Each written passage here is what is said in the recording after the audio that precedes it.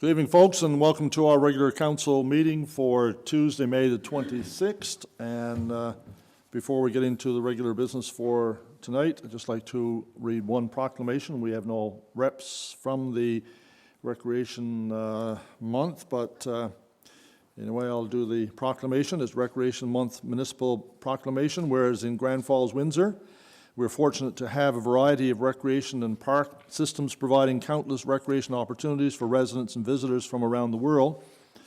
And whereas recreation enhances quality of life, active living, and lifelong learning, helps people live happier and longer, develops skills and positive self-image in children and youth, and develops creativity and builds healthy bodies and positive lifestyles.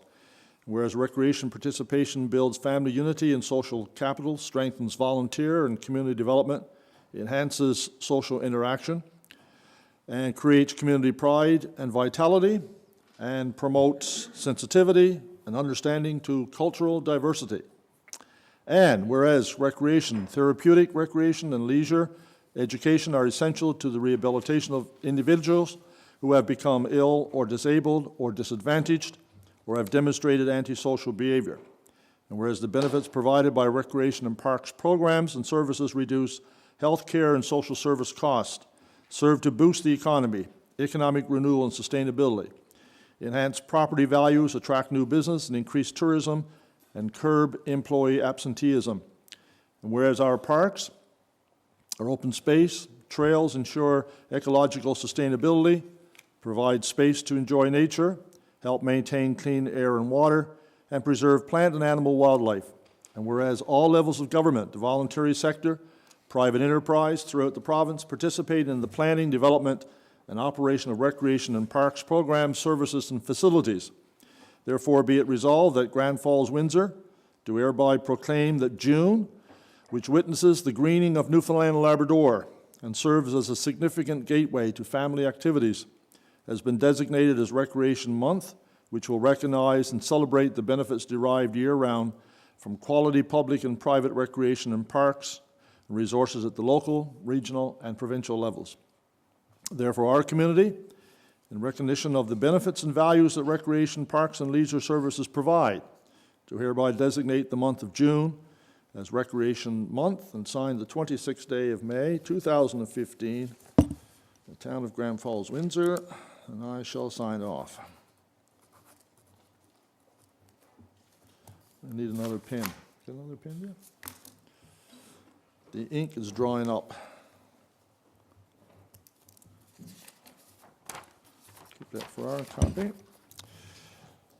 And certainly encourage all residents to participate in recreation in our community, not only during the summer, but throughout the year. And as a council, we are trying really hard over the last number of years to provide amenities that people can enjoy, both the outdoors and indoors, and try to get in shape, which I soon going to have to start working on myself somewhere along the line.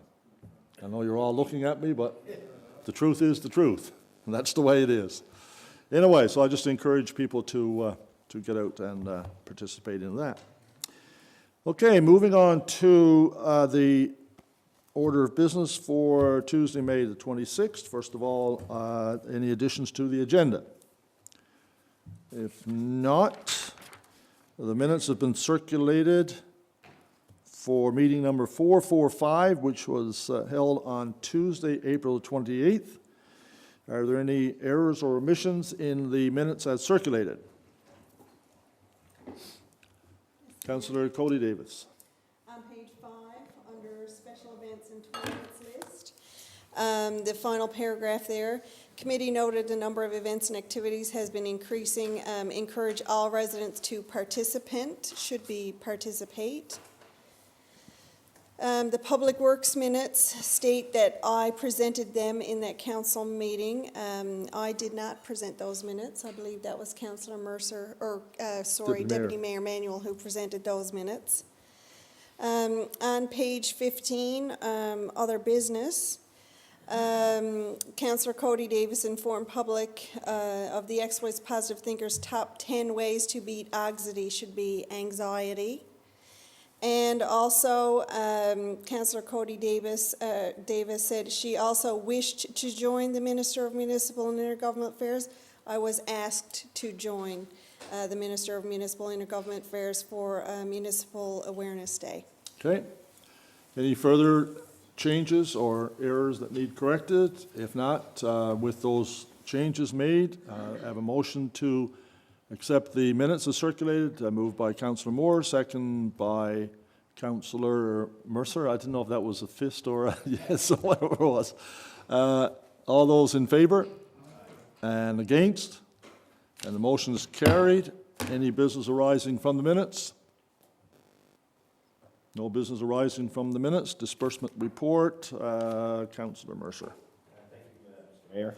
I move the disbursement report for the period May 26, 2015 in the amount of $733,394.83. Okay, it's been moved by Councillor Mercer. Any second on that? Second by Councillor Cody Davis. Any questions, discussions on that? Councillor, no? Everyone good with that? All right, all those in favour? Against? Motion's carried. Committee reports, Economic Development and Tourism. Councillor Cody Davis. Thank you, Mayor. Economic Development and Tourism met on Monday, May the 4th at 4:30. In attendance were myself as chair, Mayor Hawkins, Councillor Finn, Councillor Pinsent, and Councillor Moores. Staff were Gary Hennessy, the EDO, and Stan Singh, the BDO.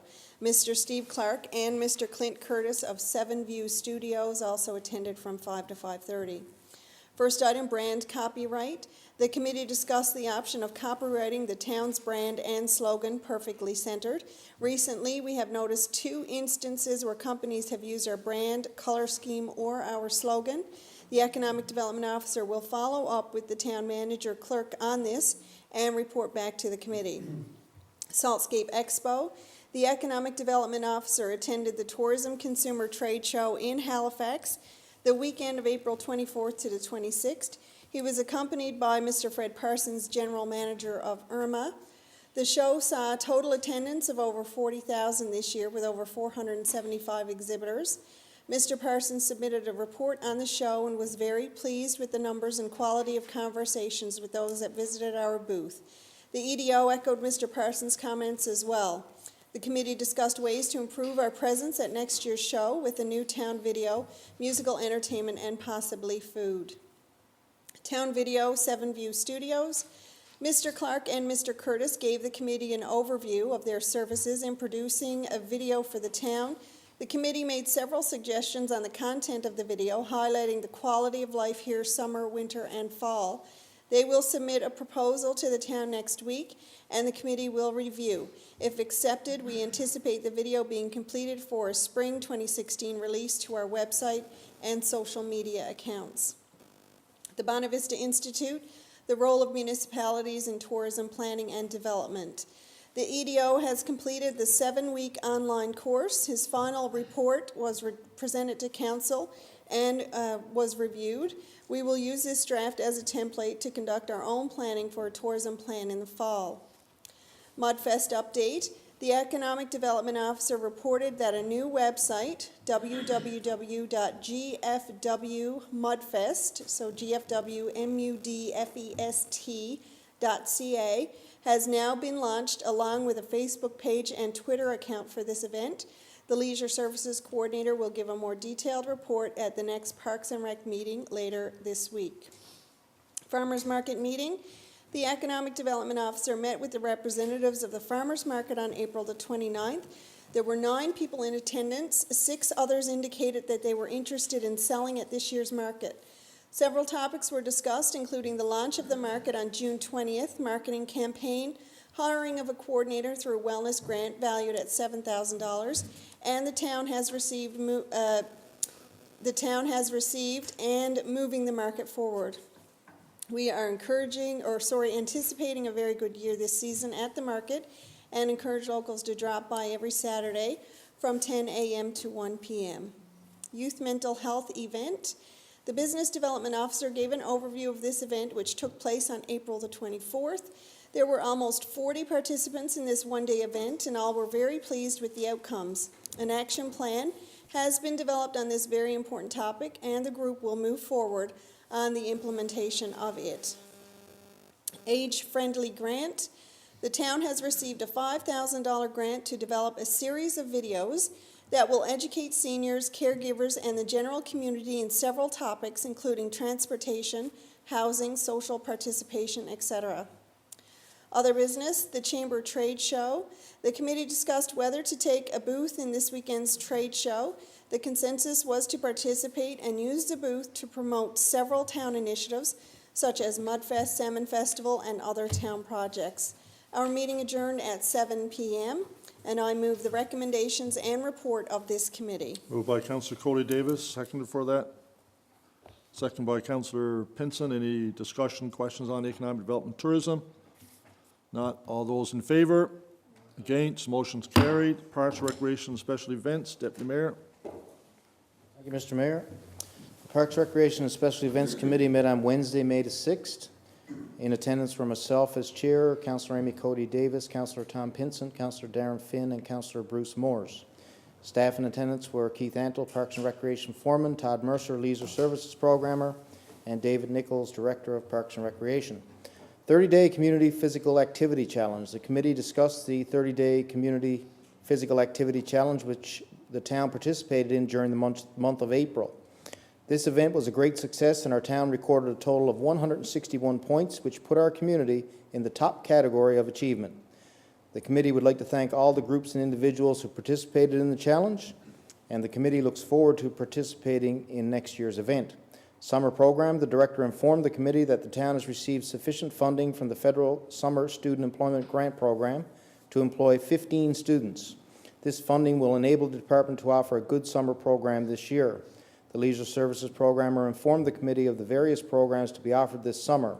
Many programs from sports, summer camps, theater, photography, and other courses will be available for participation throughout the summer.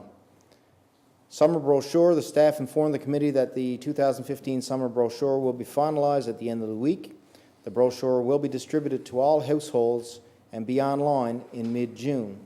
Playground update. The Parks and Recreation Foreman informed the committee that most of the playground equipment for the Goodyear Avenue Playground has arrived. The foreman is in the process of finalizing the arrangements for the installation of the equipment with a local company. And incidentally, Mr. Mayor, the beginning of the playground construction on Goodyear Avenue area will begin tomorrow, my understanding is. So to go along with the progress on the splash pad, we'll start seeing some new equipment installed down there, and as soon as Goodyear Avenue is completed, it will be on to Main Street to reinstall the playground in that area. I think residents ought to know that that's going to happen within the next month to 6 weeks.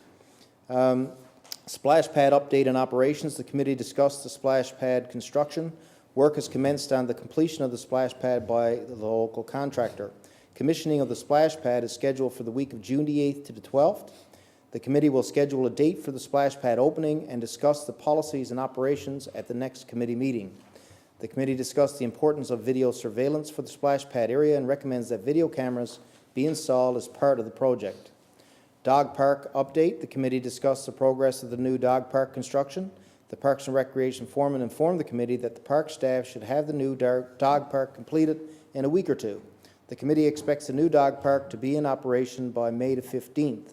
An official opening of the dog park will be held in late May or early June. So very soon we'll have an official opening at the dog park, and I think everybody's aware by now that it's been a very big hit so far. A lot of positive comments from the people who used the former dog park on Main Street, who loved the new facility, and a lot of new people already are up there for the first time using it to exercise their dogs, and I'm sure we'll see greater use as time goes on, so good job getting that up and running for the season.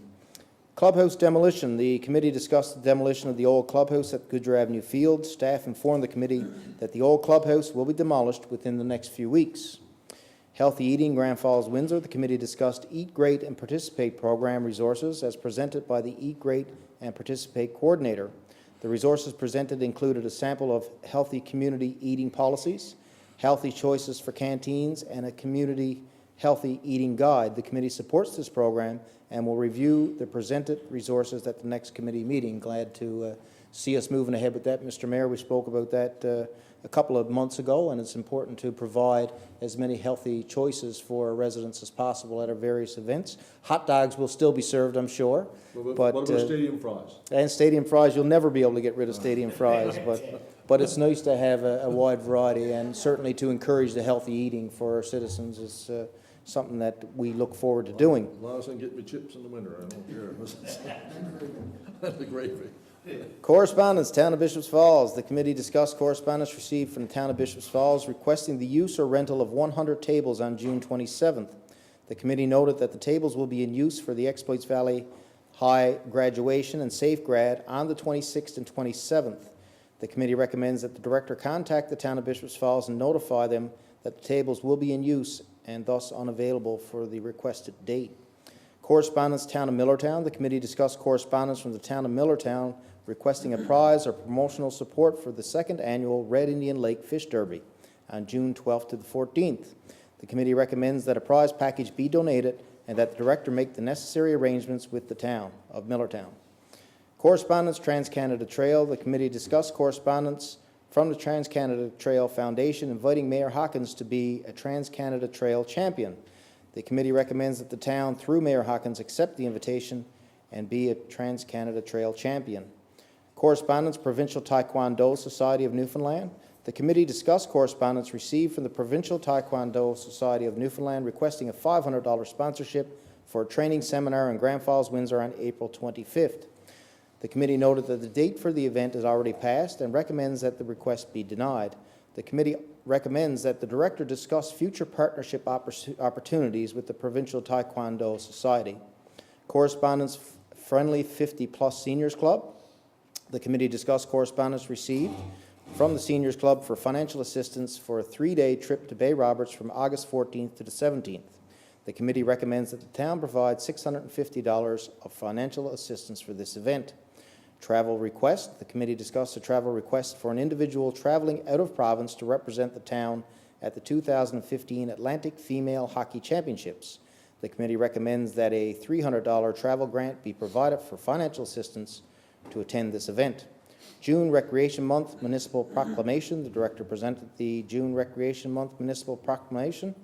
The committee recommends that this proclamation be presented and signed by Mayor Hawkins at the May 26, 2015 Town Council meeting, which obviously has been done. The correspondence from the High School Reunion Committee. The committee discussed correspondence from a high school reunion committee requesting acknowledgement of classmates who have passed away. The committee recommends that the director work out the details of this request with the High School Reunion Committee. The committee also recommends that a policy on memorial remembrance tributes be completed to address any future similar requests. Correspondence, Exploits Valley High School Ice Hockey Team. And I believe that should be the female hockey team. The Exploits Valley female is not noted there, but it is the female team that the request came from. The committee discussed correspondence received from the Exploits Valley High School Ice Hockey Team requesting financial assistance to purchase hockey jerseys and socks. The committee recommends that this request be denied. Correspondence Channel. The committee discussed correspondence received from Pierre Central Channel requesting the town support to supply various items and facilities for the Rally for Recovery on Sunday, May 24th. The committee recommends that this request be approved and the director make the necessary arrangements with the channel representative. Mudfest. The Leisure Services Programmer informed the committee that site construction and registration for Mudfest 2015 are proceeding quite well. The site work will be completed within the next 2 weeks. Registration for the event to be held on June 12th and 13th can still be done online through the Mudfest website, but is limited to first come, first served. And I should mention that there are spaces available for registration still for Mudfest, talking to the Leisure Services Programmer today. So I'd encourage local residents to go up and have a look at this wonderful pit that we got there and look at getting their truck out and getting it nice and dirty in the mud pits and ATVs. Wait until that weekend. No practice runs, right? No practice runs as far as I know it or not, but just looking at the site will give you the itch, I'm sure. There's a good job done up there, and we certainly hope for a well-attended event as always. Senior Wellness Workshop. The committee discussed the Seniors Wellness Workshop, which will be held on Thursday, May the 6th. Almost 100 people have registered for this event at Edwards Place, and there will be many exhibitors in attendance represent many areas of seniors' wellness. And I was in attendance for that, and it was a huge turnout. And it's so great to see the seniors, not only with the social opportunity to get out there and be able to have a few cookies and a sandwich and a cup of tea and a chat with friends, but a lot of valuable information that was passed along, different presenters talking about healthy living, mental health, all kinds of good information, opportunity for seniors to ask questions, and it's definitely nice to see such a big turnout. I joked when I spoke up there that it's a good thing Vince McKenzie was out of town, because I think we're pretty close to capacity at the Well, I'll tell senior you, center it up there. was. And it's, actually, it's a great networking opportunity for them, and I dropped by in the morning, and I spoke for about 2-3 minutes just to bring some greetings, and I know that in talking with the seniors, they really appreciate the fact that we're making some of these opportunities, or providing these opportunities for the seniors, and a lot of that is attributed to our age-friendly group that we have in the committee. Are doing a tremendous amount of work, so I think it's very positive, and I think it's something that we really need to continue and build on, so yeah, it's great. Absolutely, yeah, no doubt. The litter cleanup update. The committee discussed the 2015 litter cleanup. The litter cleanup will be held from May the 7th to the 10th. The Leisure Services Programmer provided an update on the groups participating and the areas of cleanup they're responsible for. There are 17 nonprofit volunteer groups participating in the cleanup. And I won't say much about that now, because I wanted to have a You're little gonna have chat about something the else to say cleanup about that? Good. in other business. Landscaping list 2015. The committee discussed the landscaping list for 2015 as presented. The Parks and Recreation foreman noted that the parks summer staff are working, and the landscaping repairs should begin next week. 2015 spring and summer special events list. The committee received a revised list of spring and summer special events and tournaments presented by the director. It was noted that several additional events have been added in the last few weeks. Correspondence, Centennial Cup Planning Committee. The committee discussed correspondence received from the Centennial Cup Planning Committee requesting $1,300 to provide medallions for participants in the 2015 Centennial Road Race. The committee recommends that this request be approved. And my understanding is the medallions were done last year as well. But this year, we're going to have the town insignia on the medallions that are presented. So it's a nice touch, and a race that's become very popular. I mean, there's some 260 runners and walkers expected for that event, so it's great to see that has really taken off over the years. Seniors Wellness Fair. The committee discussed the third annual Seniors Wellness Fair. The fair will be held on Thursday, October the 1st at the Joe Byrne Memorial Stadium. Further information and details will be released in the next few months. The meeting adjourned at 7:55 p.m., and I move the recommendations and report of this committee. Okay, it's been moved by Deputy Mayor Emanuel and second by Councillor Moores. Any questions, discussion on the parks, recreation, and special events? If not, all those in favor? Against? Motion's carried. Moving on to Committee of the Whole. And Councillor Pinsent, if you would. Thank you, Mr. Mayor. Once I find it there now. Give you time. I'm getting there. The Committee of the Whole met at 7 p.m. on Tuesday, May 19th. In attendance, Mayor Al Hawkins, Councillors Darren Finn, Amy Cody Davis, Bruce Moores, Tom Pinsent, and Rodney Mercer. Staff in attendance is Michael Pinsent, Town Manager, Jeff Saunders, and Barry Griffin. Grand Falls House.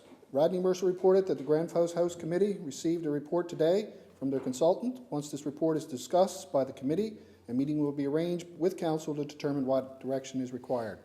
Playground equipment. The tender for the installation of playground equipment was tendered for the second time, and the low bid is $35,000 over budget. It was agreed that the tender would be awarded to Bluebird Construction. There is $18,000 remaining in the project for fencing, landscaping, lighting, and engineering fees. Parks and Recreation will provide a budget for the remaining work, and the capital funding available will be reprofiled if necessary. I move the recommendations of this report of this committee be adopted. Meeting was adjourned at 8:30 p.m. Moved by Councillor Pinsent, second by Councillor Cody Davis. Any questions, discussions on the Committee of the Whole? If not, all those in favor? Against? Motion's carried. Public Works and Planning. The motion, Oh, Mr. I'm Mayor. sorry. We had also a playground Tender went out, we had no responses, and there was a tender sent to the second where tenders were invited. Four came to the town hall for presentation, and only 2 tenders were submitted. So I move that the playground installation contract be awarded to Bluebird Construction for $125,400 plus HST, and that the council submit a Form B contract award process. It's been moved by Councillor Pinson, second by Councillor Mercer. Questions? Discussion? All those in favor? Against? Motion's carried. Councillor Finn, Public Works. Thank you, Mr. Mayor. The Public Works and Planning Committee met on Tuesday, May 5th at 4:30 p.m. Present were myself as chairperson, Mayor Al Hawkins, Deputy Mayor Barry Manuel, Councillor Bruce Moores, Councillor Amy Cody Davis, Councillor Tom Pinson. Present among the staff were Director of Engineering Merck Jeff Saunders, Supervisor of Engineering and Public Works Wayne Tate, Town Planner Mary Wan, Municipal Enforcement Officer Russ Thibault. Enforcement regulations. Chief Municipal Enforcement Officer raised several issues related to enforcement of our regulations. Number 1, garbage regulations. New regulations have been adopted, and it was agreed that there would be a grace period before the full enforcement and issuing of tickets for violation. Covering of garbage placed for collection is a concern now that spring is here. The committee recommends that notices be given to all homeowners not complying with garbage regulations. Documentation will be maintained on all residents who receive notifications that are in violation of the garbage regulations, and tickets will be issued for repeat offenses.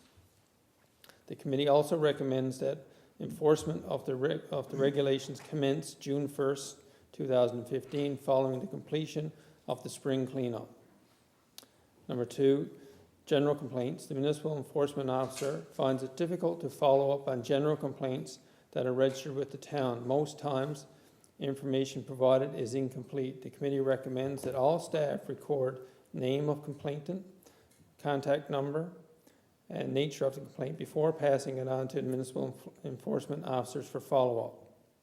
Number 3, parking in cul-de-sacs. The municipal enforcement officers have been receiving complaints concerning vehicles parked in the center of cul-de-sacs.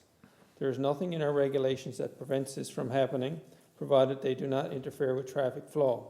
The committee recommends that all cul-de-sacs have signs placed at the entrance stating no parking permitted in the center of cul-de-sacs. The municipal enforcement officers can then police these areas and issue tickets for parking contrary to the sign.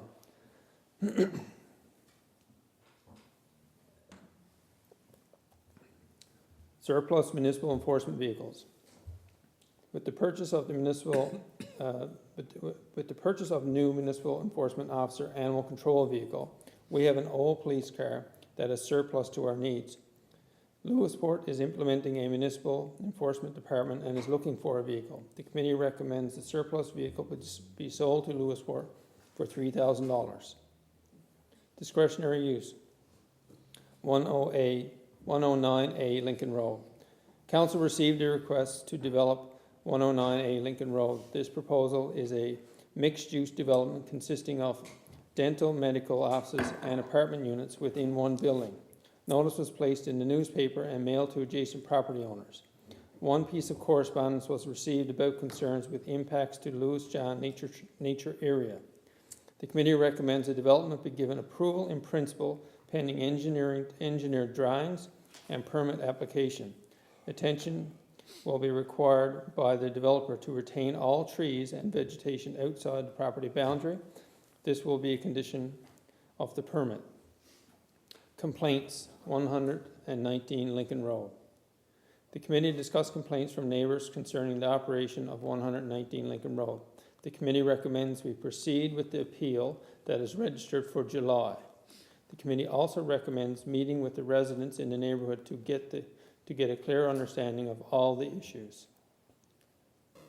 And Mr. Mayor, that's with respect to the operation of the home operated by Blue Sky. Yeah, I think, Councillor Finn too,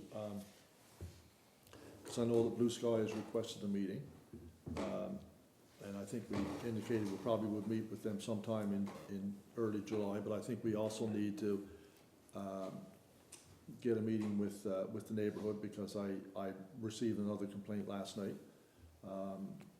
Complaint was basically another visit by the RCMP. So obviously, you know, part of what we were looking at was the fact that, you know, when we met with Blue Sky, they gave us the commitment they were going to work with us and work with the neighborhood and work with the community to integrate as much as possible, and sort of be a seamless transition into the community, and obviously it's not happening. So I think we need to get the residents in, have a chat, and move. I agree, Mr. Mayor. Certainly time. I think we indicated in committee we would coordinate that meeting with the residents. We're also, we all know through email that the CEO of Blue Sky wants to meet with us, and I think we've agreed to do that. So when those meetings all come, they should all come together before the middle of June, I would suggest, so that anything that would come out of those may or may not impact the appeal by Blue Sky to reverse the decision of council, which is to terminate their operation at 119 Lincoln Road. So I guess we'll, at this point, Mr. Mayor, we'll leave it to your office We need to get that. to arrange those meetings and coordinate with council. Land request 70 High Street. The committee discussed the request for additional land at the rear of 70 High Street for construction of a street storage building. The committee recommends the additional land not be sold at this time pending the overall development plan for downtown. Permitting and related issues. The committee reviewed information on permits and site development. The committee recommends the following. The town website / town suite planning module will provide information simply and clearly regarding development and permitting applications such as process types of permits, application forms, and frequently asked questions. Number 2, permit is not required for general repairs in residential properties under $2,000. For example, exterior door replacements, general repairs, decks, and gazebos. Number 3, retaining wall permit is not required. The owner is responsible for location, structure, and liability. Number 4, footing location should be confirmed before pouring concrete. The owner is responsible for location, unauthorized changes, and liability. Number 5, lot grading plan, as per subdivision agreement, is required for each building permit application for residential construction. Number 6, soil compaction test before building construction is a requirement as per the National Building Code of Canada, and it is a responsibility of the property owner. Staff will contact other municipalities within the province regarding this matter and report back to council. Number 7, property owner and contractor signatures are required on permit application forms, so all parties are aware of the responsibilities. Number 8, there will be no construction started, such as excavation and footings, until all application requirements are received, plans reviews are completed and approved. Number 9, occupancy is strictly prohibited until final inspection approval and occupancy permits are issued. Number 10, water shut off, turn off water service immediately if a new residential buildings are occupied without final inspection and occupancy permit. In addition, there will be a fine of $1,000 per dwelling unit, and occupancy deposits will not be refunded. Number 11, the building inspector will prepare a violation notice for the town police to issue, and staff will follow up with fine collection. Mr. Mayor, just one point there. Some of these, or one particular item here was that we weren't requiring permits for general repairs less than $2,000, and that was just to make it easier for the public doing minor repairs on their property not to be required to come to the town to get a permit for a simple thing like replacing a door, which technically is the case now, and I would suggest that there is not 100% compliance on it anyway, but it still is a requirement And I think by making this simple change, we're being more proactive about supporting simple repairs and not being an obstacle to get simple things done. Forestry cutting area. The committee reviewed the mapping for cutting area within the municipal boundary. The committee recommends that a 300-meter buffer be identified outside the planned developed area and quarter-eye ponds as no cutting area. This information will be given to the forestry department so that they can update their current maps to reflect our restrictions. Correspondence, Mr. Penny.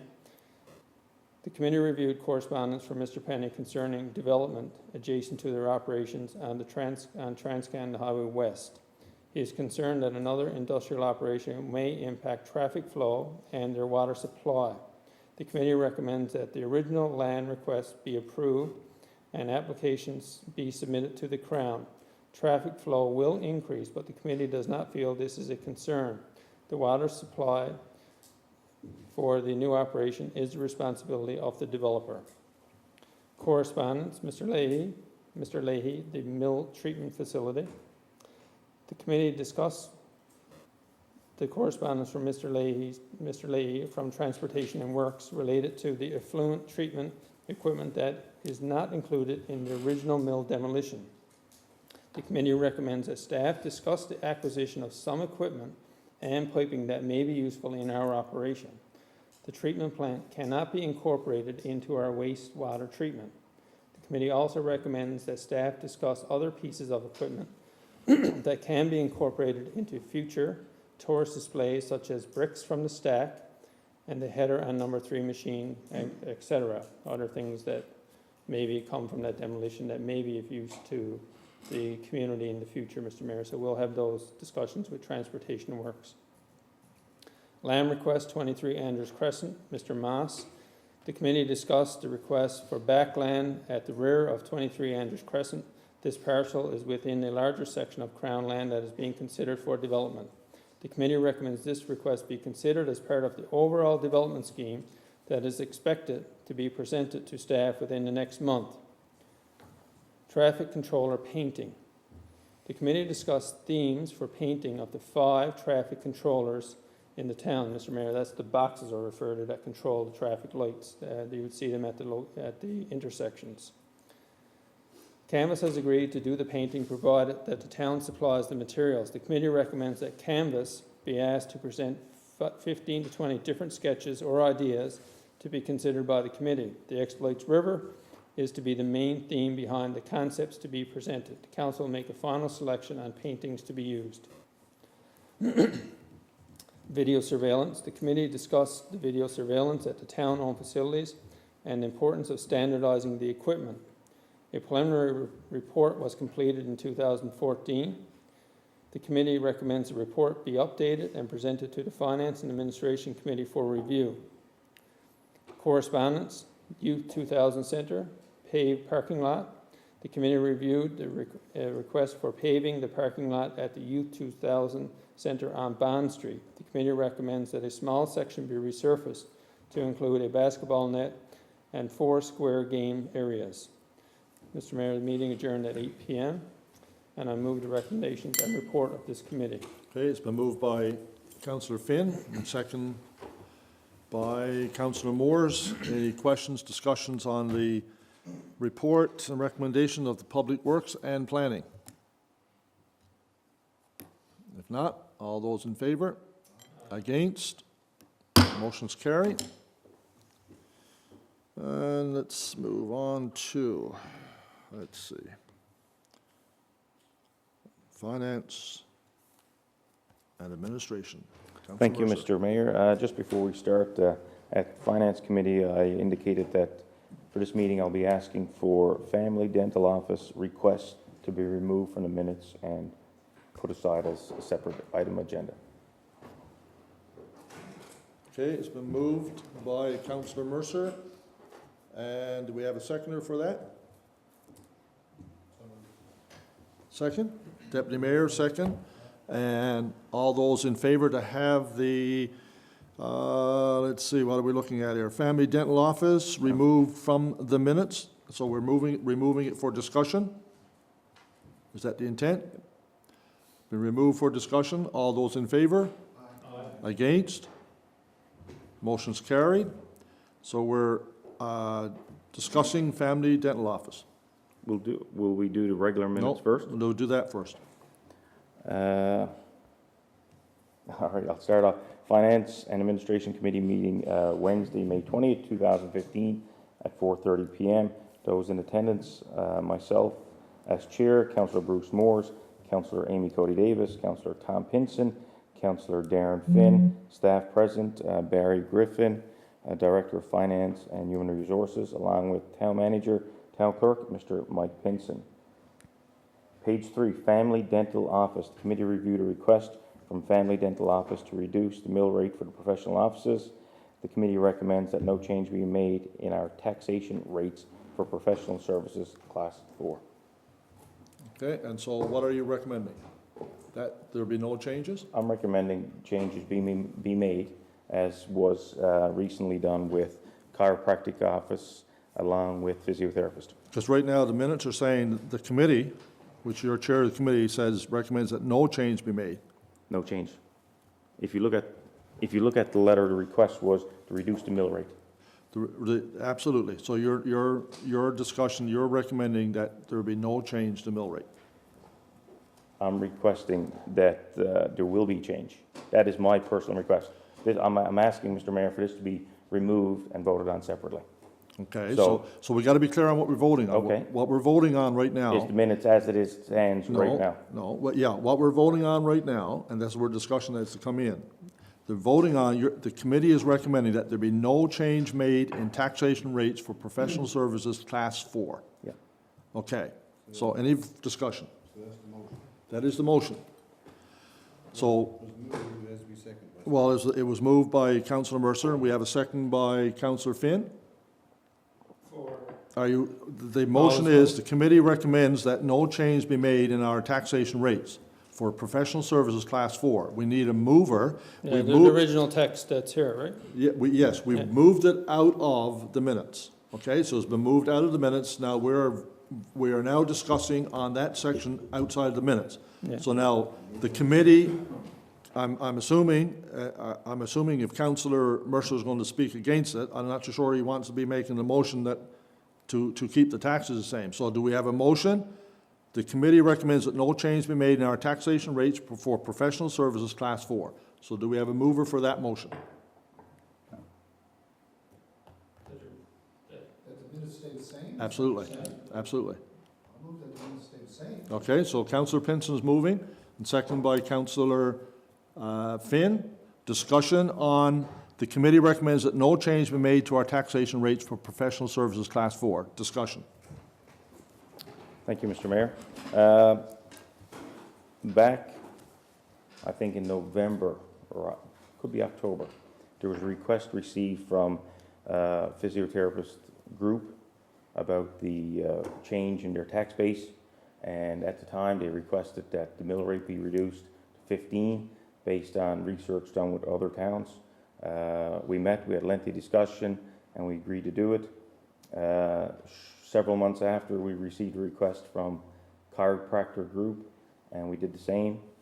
So I think we've set precedent, and I think we set precedent now by changing this to counter or go with the physiotherapist and the chiropractors. Any further discussion? Councillor Finn? Mr. Mayor, well, just a couple things. First thing is just a correction that I wasn't present for the meeting. I actually missed that meeting, but I'm recorded as being present. So I wasn't a part of the discussion on this request. Nevertheless, I have a view on it for sure, and that is the original request, I understand, came in from the physiotherapists to have their mill rate change. It was also a similar change made in Gander, I think, within the same year. And the argument that was put forward was that for them to conduct their business in, to deliver their professional health services required more square footage than some other healthcare providers that could provide health services in a smaller square footage space, therefore have lower cost and not necessarily different revenue earning potential. Our mill rates do recognize revenue earning potential, and you will notice in some of our categories that we charge very high mill rates to some areas of some sectors of businesses because we know they earn high revenue and they have the ability to pay more.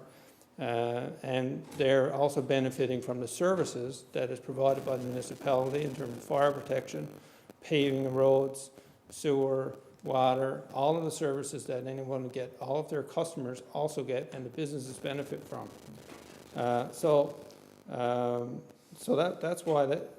why the change was made on the original request. Now, since we've had this request come in from the dental office, and while I wasn't present at the meeting, I would take our logic or the argument that was put in that meeting to mean that a dental office can operate in a smaller square footage area, less than a physiotherapist type of operation, we'll say, where they would require like a gymnasium space, more space for people to, develop mobilities or improve their mobilities to get across the room. So it's different. That was the idea behind it. So because we've done it in one area, it doesn't mean that it makes sense to do it in every category. So I'm not sure. Unless someone in the meeting can present the reason why this request should be accepted, then I'm going to support the recommendation of the committee. The other thing is I'll say is I'm not sure what Councillor Mercer is doing by making this request, because he's the chair of the meeting of the committee. The request came out. I'm curious to whether or not Councillor Mercer supported it in the committee or not, and I'd like for him to comment on that as well, because I want to know what the change is. I'm not seeing any. I've never heard anything since whether or not there's there was dissension in committee, even though I wasn't present. Like, was there concurrence or consensus there or not? So I'd like to hear more about that as well. I can't answer that question because I wasn't there, so I don't know. Councillor Mercer? Thank you, Mr. Mayor. My apologies, Councillor Finn, for including you in a meeting. I did text at the beginning of the meeting, ask if you were coming, and I think that may have been the reason why you were included. But thank you very much for your commentary. I feel that we've set a precedent, and once precedent has been set, whether we'd like to or not, it's really difficult for us to go against precedent. And I guess precedent could be set in the council chambers, could be set in any situation. And my personal belief that is if we set precedent, we must stick to it. So that's the reason why I'm against keeping it as is. Councillor There Pinson? was present at the meeting, and I thought there was consent all the way around. I didn't know there was disconsent with this. I thought everybody was in agreement that it would be turned down, but okay, so it was brought back up. But as Councillor Finn alluded to, one of the reasons we looked at the physiotherapist and changed it was because, and he said the gymnasium, and it was true, the amount of gymnasium space they need for equipment to basically work out, that was taken into consideration. We were charging the same as we were for all professional services, yet these professional services need much bigger space that is really not revenue generating space. It is workout place for people with disabilities and with the needs. So we looked at it that way. I don't think you can lock them all in one group. I really don't. And so all of a sudden to take a high revenue earning group like the dental clinic who doesn't need near as amount of space and say, okay, let's lower their mill rate because we lowered somebody else that to do this, not even the same amount of business, much larger space. I don't think that's really fair, and I think we're comparing apples to oranges, and I think we're fine. I'm fine with the committee the way it is. Any further discussion? Councillor Finn? Yes, just a follow-up, unless someone else is plans to speak, then I'll stand down. I just want to follow up with one question. I guess the question is to Councillor Mercer, because he's proposing a change in the minutes that he's chair of, and citing precedent, but I don't know what precedent he's citing. Because we make changes to mill rates routinely in budgets, fairly routinely, I'll say. While I'm struggling in my mind to remember the last change, I know there was a change. There was changes in the past 2 years in certain categories, and precedents. You have to make changes. You're just not locked in. And when you make a change, would the argument be here that you're setting a precedent? So you got to change everybody as soon as you make a change. If you change the retailers or the pharmacies, or so I don't understand this argument on precedent, and I was wondering if you could explain it a little further. Thank you, Mr. Mayor. Some very good valid points. Maybe it's time for us to look at our overall tax criteria and look at what we've got categorized in the retail and look at what we got categorized in the professional services, and do another evaluation in the near future based on what we charge now mill rates compared to other municipalities across the province. I know that there is, there has been, I know the City of St. John's for 10 years worked on, somewhat consolidating their commercial rates. I personally am not surprised that this request came in, and I think I might have made, I think I might have made that comment when we first looked at making some exceptions when we looked at professional services, because professional services is what falls into professional services. And I think I made a comment at the time that once we do this, we are moving in somewhat of a dangerous position. Because if we make provision for one, and then another request comes in, and we make provision for the second one, we know we're going to get a third one, and in all likelihood, we're probably going to get a fourth. And so again, when you start making exceptions and looking at it that way, we start positioning ourselves in a dangerous position when it comes to these. I firmly believe, I agree with Councillor Finn, that the proper time to address requests and issues when it comes to budgetary items, whether a business is in the right category or whether a business is not in the right category, to me, the proper time to do that is during the budgetary process. That way, then, we can look at, we can analyze, we can look at, we can start making arguments. I know Councillor Pinson and Councillor Finn talked about the fact that physiotherapy, like a larger building, well, I tend to argue that probably a chiropractor is not the same type or size of building. So it becomes very difficult to get these arguments for and against when it gets down in a situation like that. Unfortunately, sometimes, you're placed in situations like we are tonight, and and that's a lot of times. That's why it's important to have committee discussions and have the debate in committee, so that we can really get into looking at what exactly and why the reasons and what the rationale would be for making changes. But unfortunately now it goes from committee into this forum, and so that's an unfortunate situation, I think, and certainly I agree. I think that if we're going to start looking at making a preference for one, I know that there are others that are going to be asking the same question.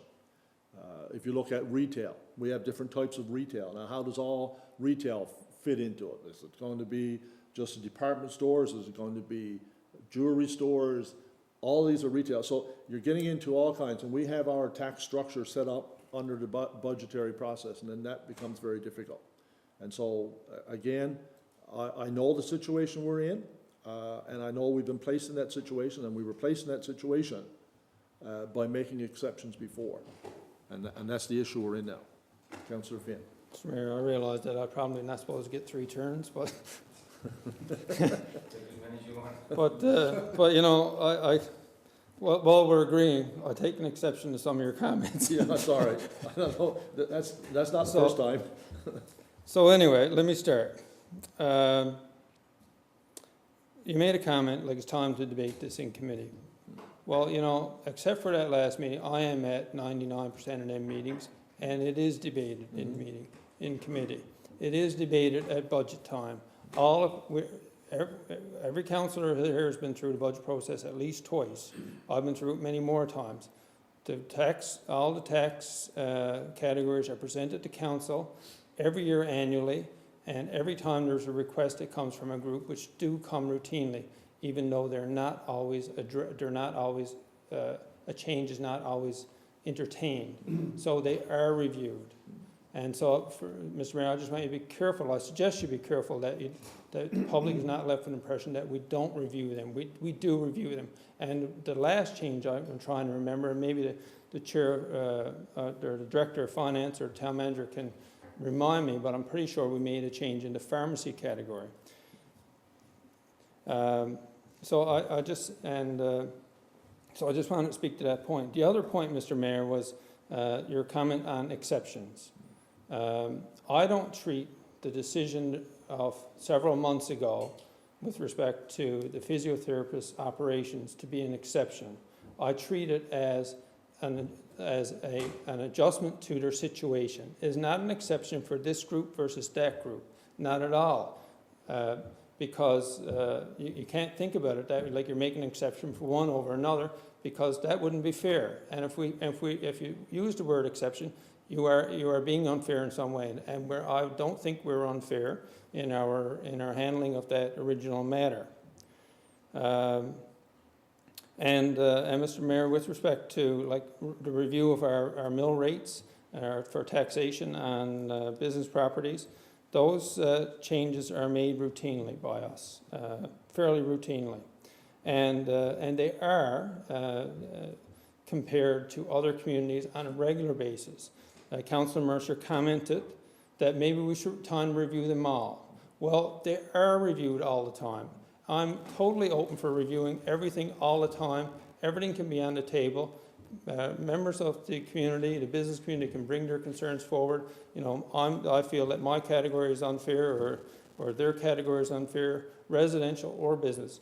I'm totally open for it, and you can bring it any time. But I can tell you with certainty that our rates are comparable to other communities, and information has been presented to council, and you've all seen it.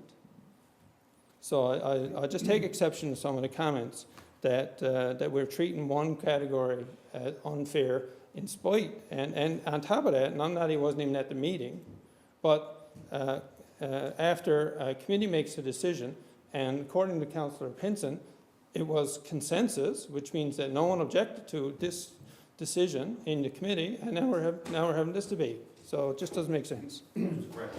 I was in objection to that committee, and I even informed committee that I would be requesting it be removed tonight. I just have a question. I know we referred to chiropractors, and I'm just looking for, I don't know, Director of Finance, if you could clarify.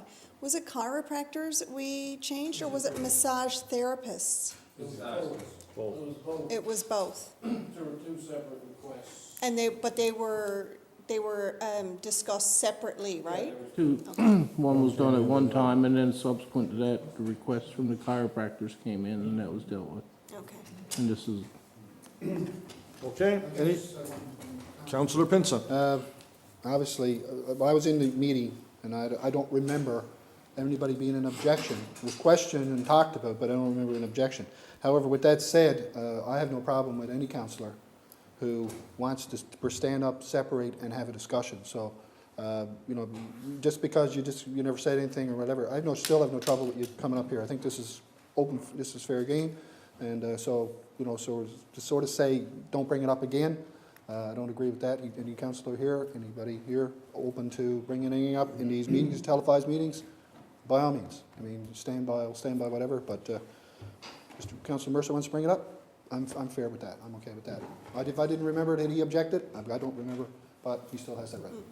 I just want to make a point. I do recall Councillor Mercer saying that he was not in favor of the recommendation of the committee. He did state that in our meeting. Unfortunately, it wasn't recorded as such. Okay, Councillor Finn? Fair enough, and I said I wasn't there, and I only took the information from Councillor Pinson's comments, so, okay, that's where I got the information right here, like 5 seconds ago.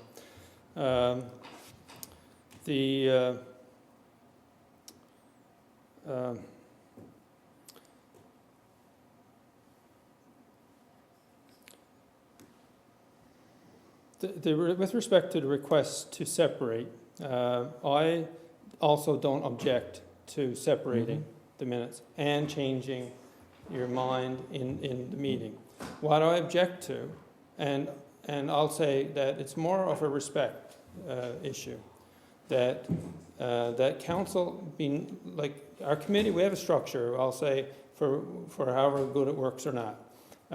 We get in committee, we have issues, you put all the issues on the table, and then you discuss it. Everyone gets a chance to hear each other's opinion, right? So we get to hear each other's opinion, and your opinion could influence mine and vice versa, and at some point we arrive at a decision.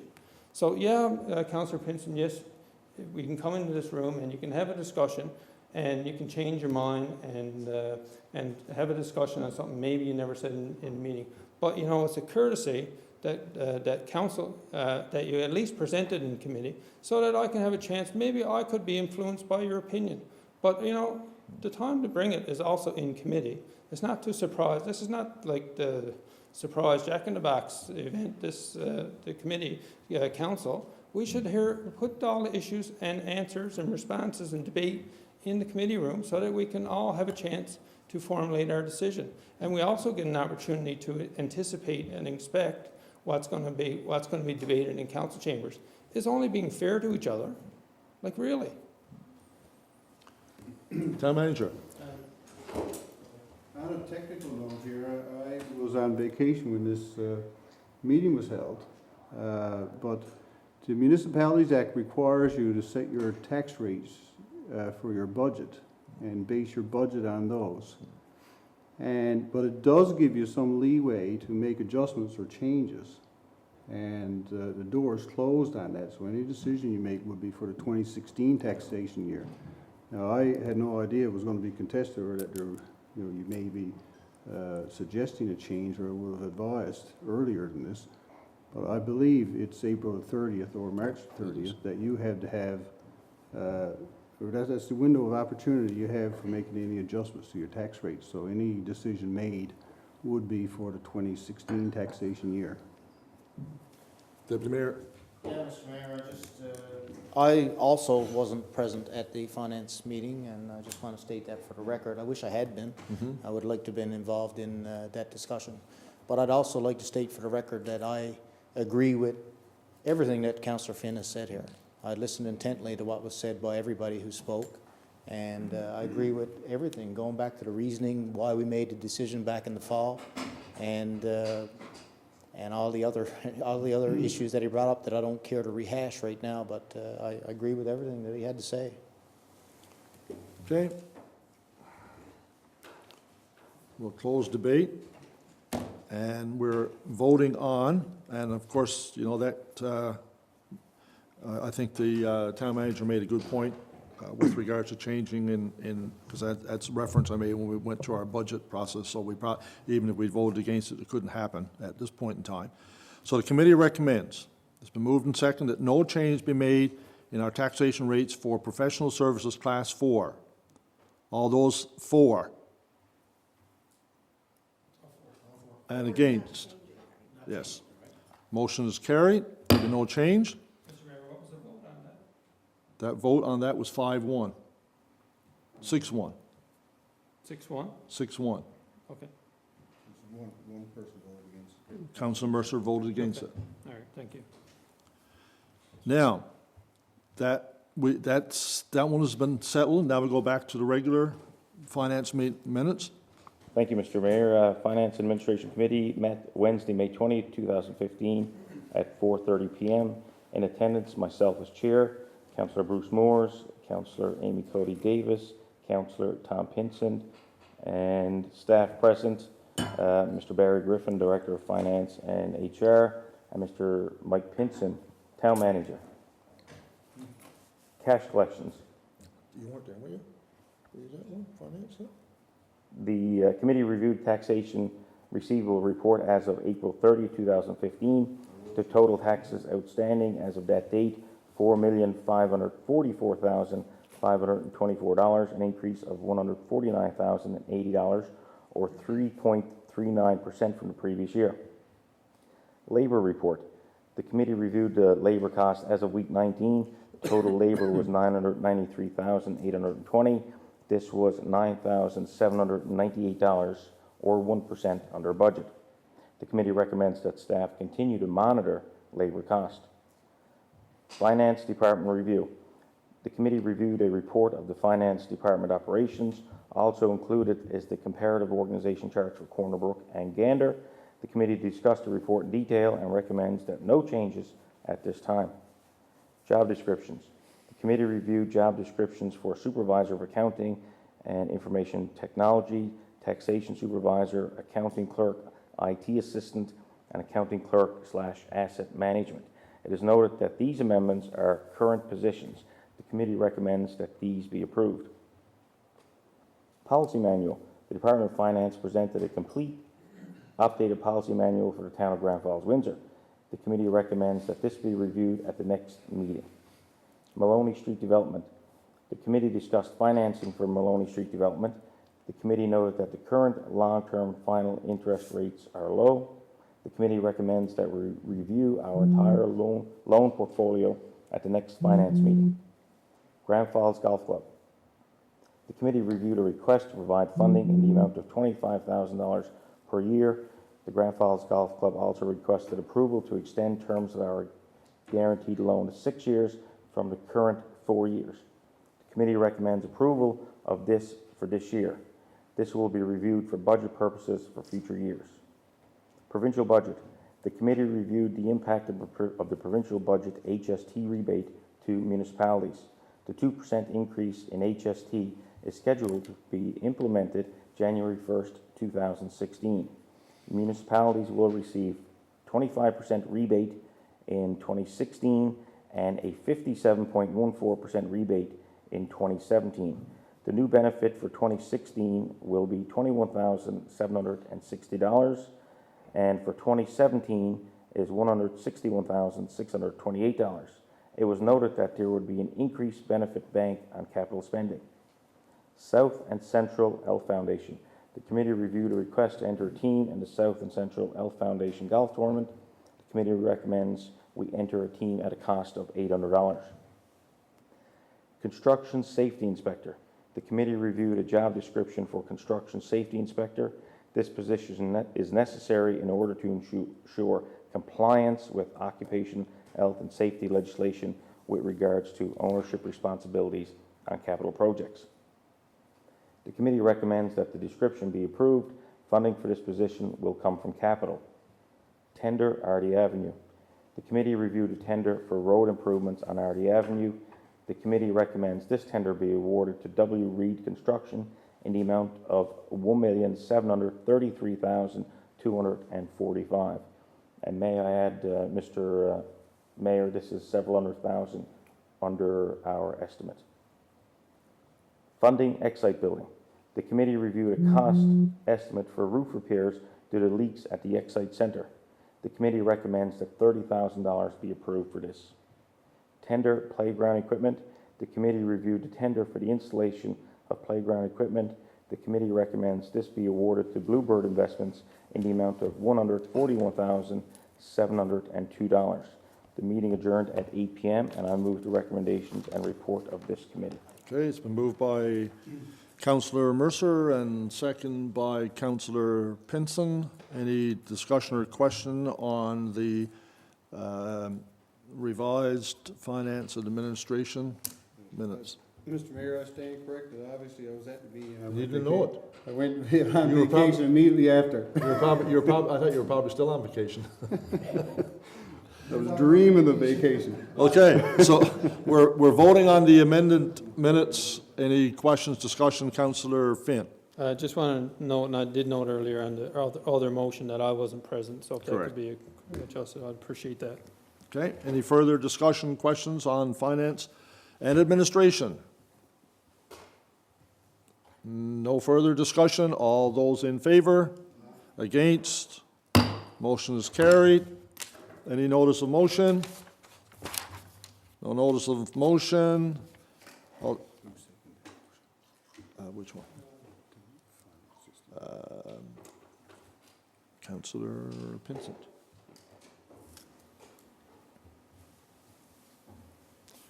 You're standing on notice of motion, Councillor Finn? No, I'm not, Mr. Mayor. Oh.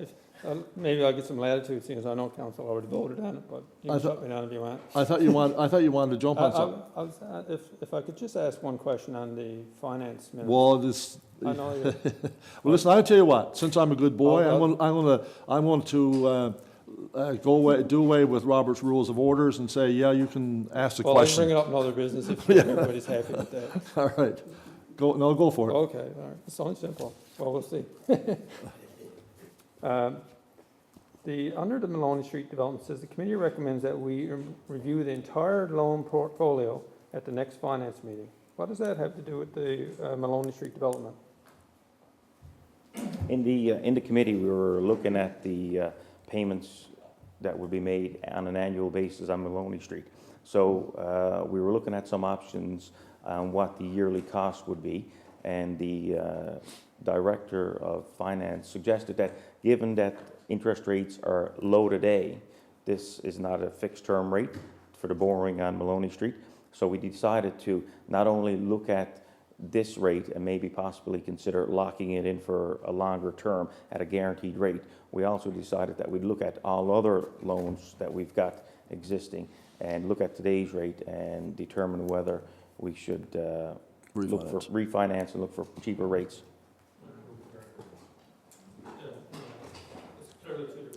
Okay. Other business, since Deputy Mayor is just getting back from sunny Florida, we'll give him an opportunity to kick it around for a bit. I don't have a Good to have whole- you back, by the way. Thank you. It's good to be back. I can't wait I brought some good I weather can't with wait me. to spread off some of my duties to you. Yeah. After a day like today, I could have used you for half a day. I brought some good weather back. Just a very few things, Mr. Mayor. I've been out of the loop, of course, for a few weeks there. I mentioned in the Parks and Rec minutes that I was going to go back to the community cleanup. As everybody knows, we had an anti-litter campaign that we started in earnest in 2014. It worked out very well last year. We gathered somewhere in the neighborhood between, I think, 550 to 600 bags of garbage all around the community and on the Trans-Canada Highway that runs through the community as well. This year, of course, we wanted to go back at that and to engage the community groups. There were 17 groups that took part, and we've got that win-win situation where the groups go out and do our cleanup in different areas of town, and they get some much-needing funding, so it's in a sense a fundraiser for them. And once again, they've done a good job on the cleanup. I guess the problem I've got is when you look around now, less than a month later, already you can see the garbage starting to pile up around town and the litter, and it just bothers me to no end to see it. Last year we had 550 bags. You would think that this year would be a lot less, but it was somewhere in the neighborhood of 450 to 500 bags again this year to be picked up after what a thorough job we done last year. And I mean, it's just total ignorance on people's parts to be throwing things out the window, throwing things on the ground. There are ample garbage containers all over this community. All facilities had them, either town-owned or not. And please, I'm imploring the community to not only do their part, which most citizens do, but be diligent looking for those culprits who are out throwing their garbage out in the middle of nowhere, in the middle of our parking lots, in the middle of our streets, and allowing it to blow all over the community and making things look not as nice as what we would like. And if someone sees someone doing this, please take their license number, get a description of who they are or where they're to, and call the municipal police department with your complaint, and we will follow up. And there have been tickets given out for littering within the last year. Obviously not enough, because, you know, people who take part in those activities, it just boggles my mind. It seems to me 10, 20 years ago, that wasn't gone, but it seemed like it was reduced. At some point there, we seemed to get around the corner, and the days of throwing your chip bag on the ground when you had your last handful of chips were gone. But not anymore. I mean, you see it all the time. It amazes me. So please, you know, I'd like the community to be proactive. You know, I know if I see someone, I go to them and tell them that, you know, you're not supposed to do that. You don't always get the response that you want, and, you know, you don't always respond the way you'd like to. But the bottom line is, it's a community effort to try to keep the town clean. It makes such a difference to just driving up the street and seeing the sides of the road clean, and, you know, it obviously lends itself to community pride. And, you know, I just wanted to bring it up, the fact that, you know, I don't want to use any profanities, but it bothers me, to say the least. You gotta remember, this is a family show. When I see it. Mayor. Anyways, enough on that. Another thing I wanted to bring up is something I brought up in I believe it was Public Works Committee, and I spoke to the Director of Engineering about this.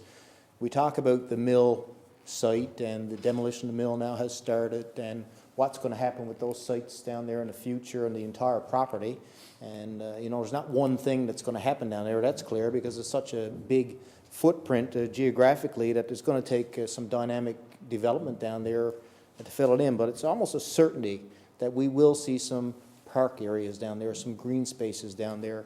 And I had suggested, and I just wanted to let the community know and put it on the record as well. I know the director has been following up on this, but I'd like to talk to the provincial government, of course, who are handling the contract with the company who are demolishing the mill, to see if we can obtain some of the pieces of the mill.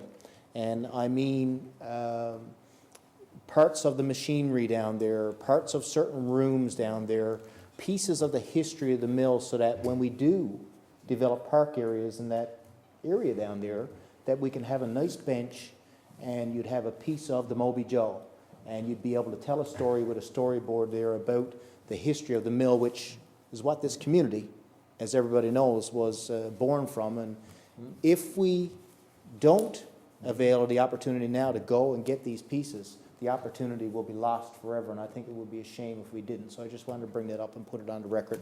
Again, I know the director is quite aware of my thoughts on that, and he has been following up on it, so hopefully we can get some, even if it takes some financial investment. I'm not suggesting we spend a fortune on that, but if it costs a little bit of money to buy some particular items back, in the name of heritage, in the name of interpretation, and, you know, all the good things that come along with that, I think that we should do that.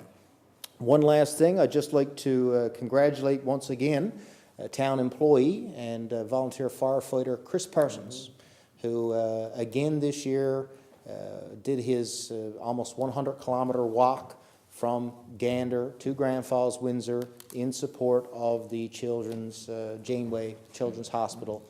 And he raised, I talked to Chris yesterday, I was out of town, of course, while he did it, wasn't on hand, but I did drop off a donation to Chris yesterday, and he told me he has over $4,000 in donations so far, and he needs to be commended for doing that, and it's something I'm sure he will continue in the future. So I'd like to congratulate him on another successful walk, and it's still not too late to donate for those who may not have been aware. And that's it for me, Mr. Mayor. Thank you, Deputy Mayor. Councillor Finn. Thank you, Mr. Mayor. Just had a few things I wanted to chat about this evening. One is the Salmon Festival I'd like to have a chat about. I have, as chair of the Salmon Festival, I've been fielding some media inquiries in the past week about how we're doing in terms of our planning, and in light of the early bird ending on Tuesday past, that'd be correct. And so just touching base really and giving an update. So I have been giving some feedback to the media for the public, and just for the sake of the council, well, not so much for council, except for letting you know that I've been speaking to the media. But the council's quite aware because we have in recent weeks been meeting weekly, less frequent earlier because we are we're coming down to the end of our what I like to look at when I look at the calendar, call our 21-week campaign versus our 6-week campaign last year, you know, because by the time we had contracted room 5, got tickets went on sale, we were 6 weeks. May 30th we went on sale last year. And this year we will have, since we've announced John Fogarty coming to Grand Falls-Windsor to Salmon Festival, that'll be 17 weeks. You know, it's a tough campaign to sustain, and but which is why, you know, and K-Rock, our main sponsor, you know, they've done a tremendous job getting out all the information on early bird and getting all our sales to date. So all our sales to date would be more than we had last year because we never went on sales on May 30th last year, right? Good way to So- put it. So we still have So we're ahead of reason the to be game, in other- optimistic. So we're ahead of the game, in other words. That's right, we are. But I just wanted to share very quickly, Mr. Mayor, that, you know, we're still very excited and moving forward with all our planning in terms of all the production that's required for these major bands. And this is the 31st year hosting the Salmon Festival, and I would say it's the longest continuous outdoor concert hosted in Newfoundland and Labrador. Let's see, Mr. Mayor. So what I want to just highlight for the public is that we are what I consider ramping up our media campaign as we planned and discussed, knowing that, you know, we couldn't sustain a high level of awareness on our festival for 17 to 21 weeks because it's 21 weeks since we announced our date. And so, like, now in the past week, people would have noticed a significant ramp up with social media. You're going to see some online marketing.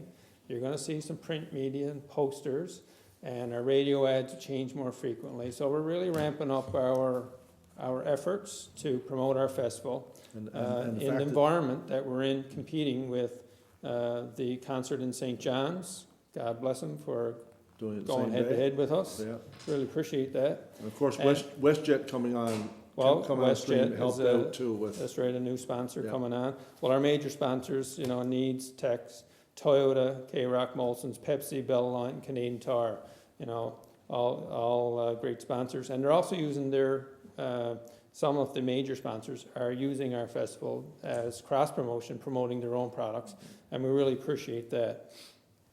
So while I won't get into all the details of our marketing campaign, there are some exciting things I think that we're doing. I will make sure that all of the things that we do that are unique in marketing, that we do post it on our Facebook and on our town website, so that, well, you know, you may be living in Grand Falls-Windsor and we may be running certain marketing campaigns in St. John's or the Avalon or the West Coast. We'll make sure we cross-post that so you get to see it anyway, what we're doing. And so residents can stay tuned. We're also doing contesting in terms of and you referenced WestJet, the $1,000 travel vouchers. And that's to encourage, obviously, people to buy their tickets early in order to get in the draws, to be eligible for those draws. And, Mr. Mayor, I just want to talk about the organizational changes that council has agreed to do some time ago, but we're announcing now. And one is the re-entry to the field, something that we've all gotten feedback over the years in terms of it's a difficult thing for I guess mostly we hear from locals because that's who we hear about all year long. The concert goers from away, you know, they're in, they're out, they're gone, and they're probably ready to sit and stay on the field for a day. But our residents like to come to the field early, maybe see America or the Fables early and want to go on home, have a break, and come back for John Fogarty or Collective Soul. So up until 7 o'clock, we have re-entry. So that's a change to our format. So I'm pleased to talk about that tonight. It was announced earlier the week through a press release from the town hall. And we're also offering free busing from the campground to the concert site. And that's a shuttle service that goes back and forth. So campers, you know, you're camping at Redcliffe Rocks, The shuttle service goes back and forth continuously, and that's there for the convenience, and as a service we've offered for the past, I'll say 25 plus years. However long, I know Redcliffe Rocks hasn't been on the go as long as the festival, so I'm estimating that period of time. So that was. Well, you can use at least 20. Pardon me? You can use at least 20. Yeah, at least 20. Is some time. So that's and our other events, Mr. Mayor, are finalised from a committee point of view, and we'll be releasing our itinerary or agenda, whatever you want to call it, our program for the other 5 days of the festival. We'll be releasing that in the coming week. I'm hopeful of. I know the other committee members, Councillor Pinson, Councillor Cody Davis, or if you want to offer any comment to that in your own others, I welcome you to do that. But to single you both out as committee members, I have to also acknowledge that all of council is actively engaged in this here, and we've agreed to meet on a weekly basis to manage things going forward. So things are looking good. So, Mr. Mayor, that's what I wanted to add on that. The other thing, Mr. Mayor, I wanted to talk about is the information centre, the visitor information centre in Grand Falls-Windsor. On the Trans-Canada Highway, I guess residents would know it as the old A-frame, and as a kid I remember getting twirlies there. I don't even think they're called twirlies anymore. And but- fries. And fries. Still get it, yeah, you still call it twirly. Custard cone or something. Anyway, I guess it's sad news from an organizational point of view, because the Visitor Information Centre is, their last year was last year. They're, as far as an operation goes, they've been unable to generate enough revenue to cover their expenses.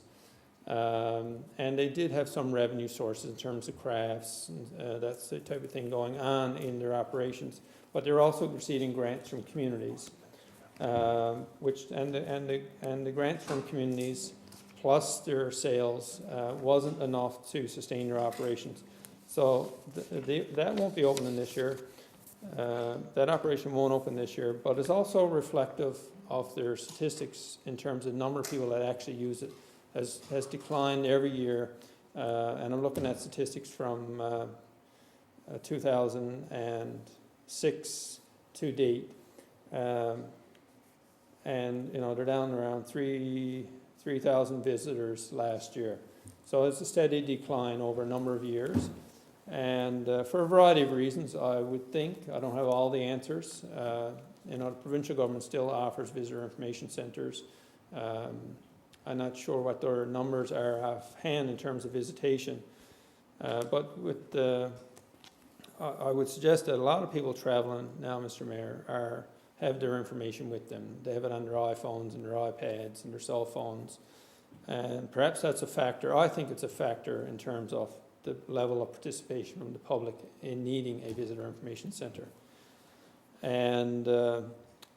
So that's unfortunate. It's something council will always review on an ongoing basis in terms of a need. But I'll also add to that, what contributed to that decision was that the property was sold to another private sector owner. It was owned by another private sector person, and they honored a lease, I think, for the past 10 years with the Visitor Information Centre. The new owner did agree to continue the lease, but it was, even the lease arrangements were temporary.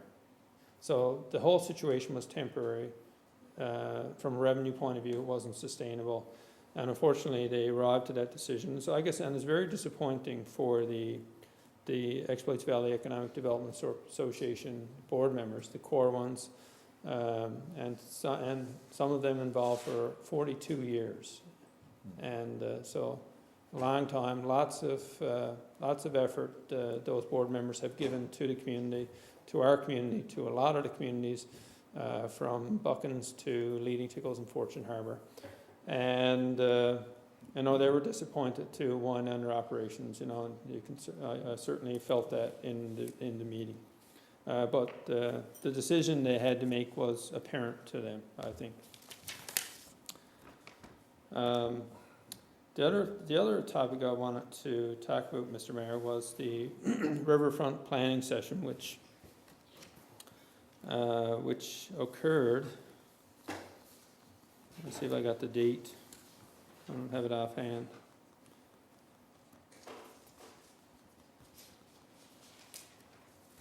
It's in May, right? May 12th? Well, it was just a few weeks ago, just a couple of weeks ago.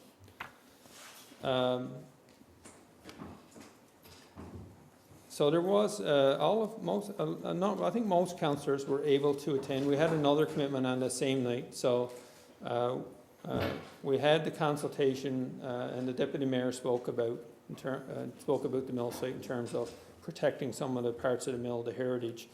But in our visioning session, in terms of developing what the vision of the community would be for the mill lands, and indeed all the lands from Goodger's Dam to what I say down past the ski trail are part of the visioning statement. And a number of councillors did have an opportunity to go early to the meeting, but we had another meeting. Most of us stepped out after half an hour there. But there was more than 50 people there, I think. Would that be fair to say? I didn't count the heads. So it's fairly good participation. And for the part I was there, it was good discussion. I liked how TRAC facilitated the session in terms of getting the most out of the participants that were there. And I really appreciated the participants that did come in terms of offering their view on what happens along that valuable property, which I like to call our waterfront. Albeit there's not much salt there, but there's some salt on the salmon by the time they get there. It's not all washed off. Well, it's waterfront. So just 4:30 today, council would not have gotten this, but you will get it in your email. And I only looked at the first 2 pages because it just came in at 4:30. But we have our draft document. Council will review that in our next Public Works Committee meeting. And we'll move forward on the next steps in terms of how this draft document matches with your views and how much you want to take into consideration from all of the feedback that was there. And I'm looking forward to moving from vision to action. But you got to have vision, because we all got to know generally what you're doing, because your vision you can have a vision to do nothing. And you can have a blurred and you can vision. achieve it. And you can have a blurred vision. You can, yes. Mr. Mayor, the last thing I had on my agenda, or the topic I want to talk about, is the roundabout. I've gotten a couple of calls. I've gotten 2 calls since the whole thing was decided upon by council. And that's all I've had to date in terms of feedback from the community and I mean from an objection point of view. That's direct from the community to me. And I'm not counting council, by the way, the public outside this room.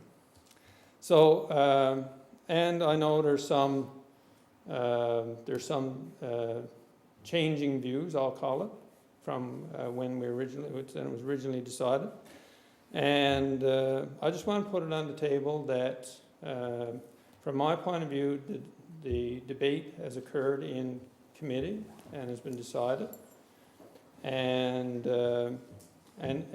it's been budgeted for, and there's about $50,000 in planning already gone into the design of the roundabout, and there's one of the amounts of feedback that I'd gotten from the public. Of course, all councils share. I share all the feedback I get. The only other one that I'm not sharing with you is because voicemail, and I haven't been able to forward it to you. But so I mean, like whatever I get, like you'll see. And so you've seen the email that went around this week in terms of feedback from the community. And, you know, we're moving forward on, I'm saying we're moving forward. I mean, our plan, as a decision of council, our staff are moving forward to plan and construct this here and secure a contractor to build it. But I know there's other views and forces at foot, and I just want to put it on the table that if there's a change of views or a change of approach, then I'd like to hear it. I'd like to hear it in this room. I'd like to hear it tonight. And I'm open for whatever the will of council is in terms of a change. I'm convinced that the decision made is correct, and I think I've articulated that well in committee, and I've articulated it, I feel, fairly well in emails and information that's been shared. But I don't mind debating it. I don't mind hearing more from the public. However, I think we need to be fair to ourselves, and whatever you decide, if there's a change, decide it, let's get it done, let's move forward, if it's a change of decision, let's get that done too, because we cannot continue to flounder around. Like we need to move forward. I think, Mr. Mayor, as a council, there are 6 people that voted for it. Councillor Pinson is the only one who voted against it. So Councillor Pinson cannot raise it as an issue. His vote is last. I mean, in terms of reversing the decision or bringing it back for discussion. But there are 6 others that can, and I don't mind having the debate or discussion anytime you want to bring it. yeah. Councillor Finn, I appreciate and respect your comments, and you know, and I know where I voted, and everyone around the table, and I also and I think when it came up the last time, I felt, and I still feel strongly about this. I really do think that any time that we are and we've gone through it. We've gone through the review. We've gone through the XP report. We've gone through the report suggesting that it should be a roundabout versus a traffic lights, because traffic lights have issues and so on and so forth. That's similar to stop signs, and we've gone through all that. But I think the important piece in all of this, and I still like to see it happen, is that that we will provide an opportunity for an information session with the general public. Because I think the key to all this is the correct information getting out there. Because right now, if you read some of the emails, and there are some people are thinking that it's a complicated 5 and 6 entry roundabout and double lane roundabout and all that sort of thing. So from where I'm sitting, and I am one, I certainly like to have public engagement on a lot of issues and a lot of topics, and particularly when we're coming to something new, because when we talk about roundabout, for most of us in Newfoundland and Labrador, it's foreign, and when anything is new, it always brings with it a whole host of apprehension. I had a senior couple that I think probably, they said they lived on Grenfell Heights. I don't want to age them, because that would be an insult. But I'm guessing probably 50 years, and very, very concerned, and sat down in my office, and I sort of drew out a very rudimentary type of roundabout, the best I could, and explained to them. And of course, it was primarily a lack of understanding of how this was going to work and the whole thing.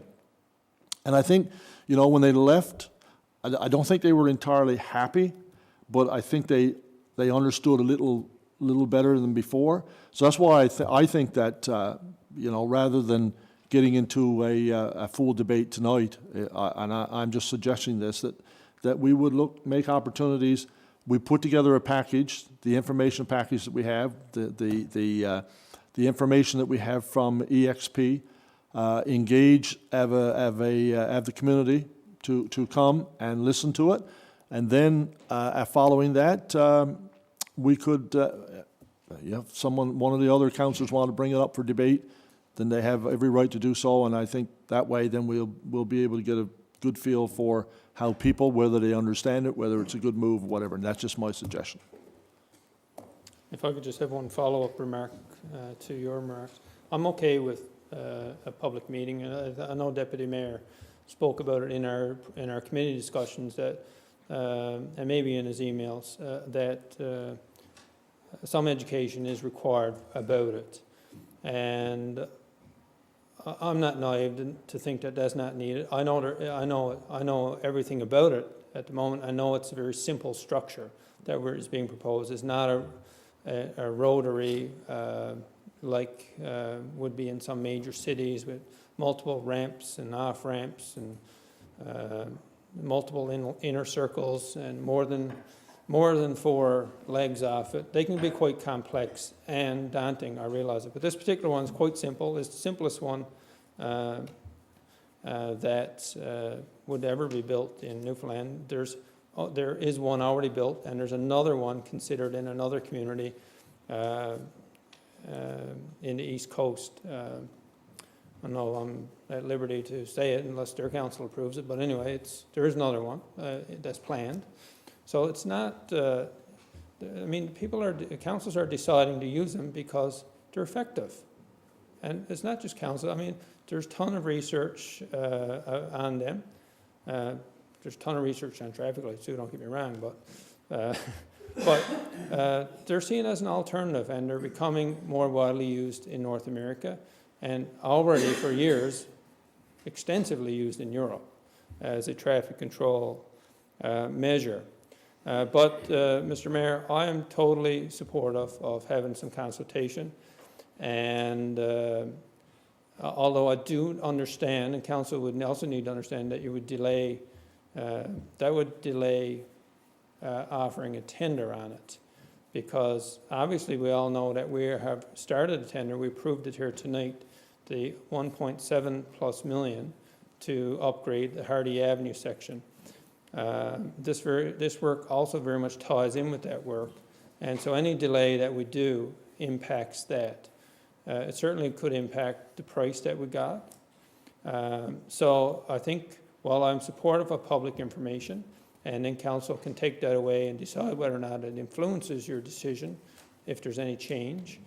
And I've said to you in committee that if there is a change among those that support it, for sure, then let me know, because I don't need to be pursuing a roundabout if council's not going to get behind it.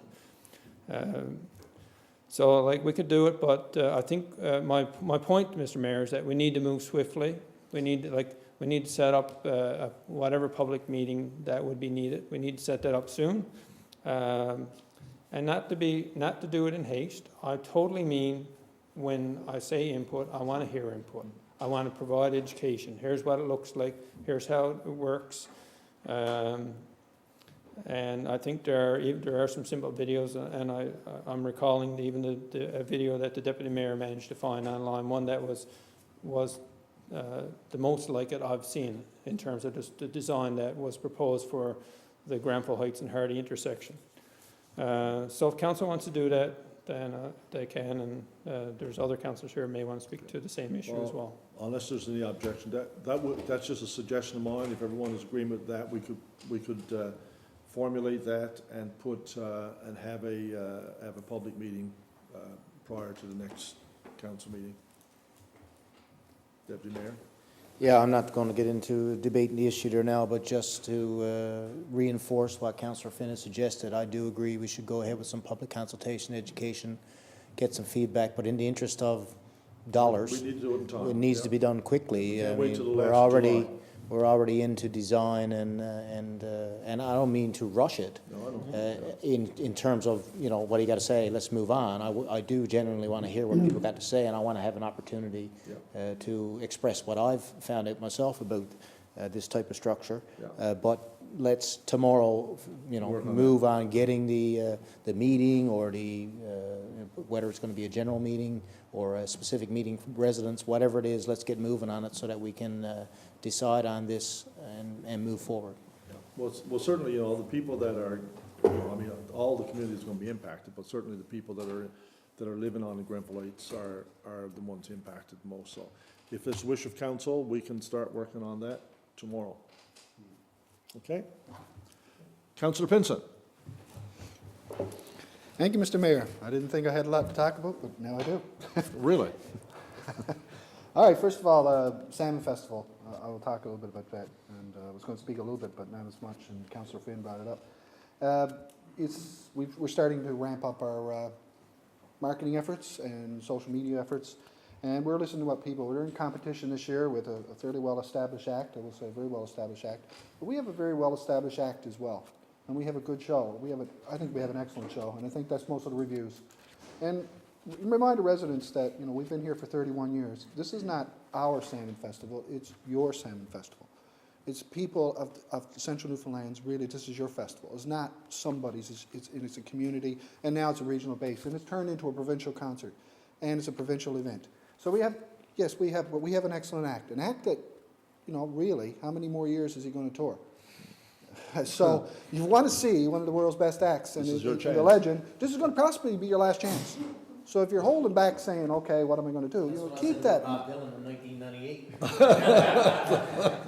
Is he still alive? Yeah, it's pretty rough though. But he's, but at the level that John Fogerty and Collective Soul and these guys are, and Collective Soul are a bit younger, they're more of the 90s bands, but, it's your festival, and all the work that's been put in, we're going to see the events, and we're listening to what you're saying, readmission, which I've been passed another note saying that'll be up on our website as of tomorrow, the new readmission policy for those of you who don't. But that was a request that came from people, and it's, like I say, it's your festival, and it's much yours as it is anybody else's. And so I hope that people will sort of come out and support, and to the level, to what I'm hearing as the, I guess, the response so far. It's been nothing but a positive response.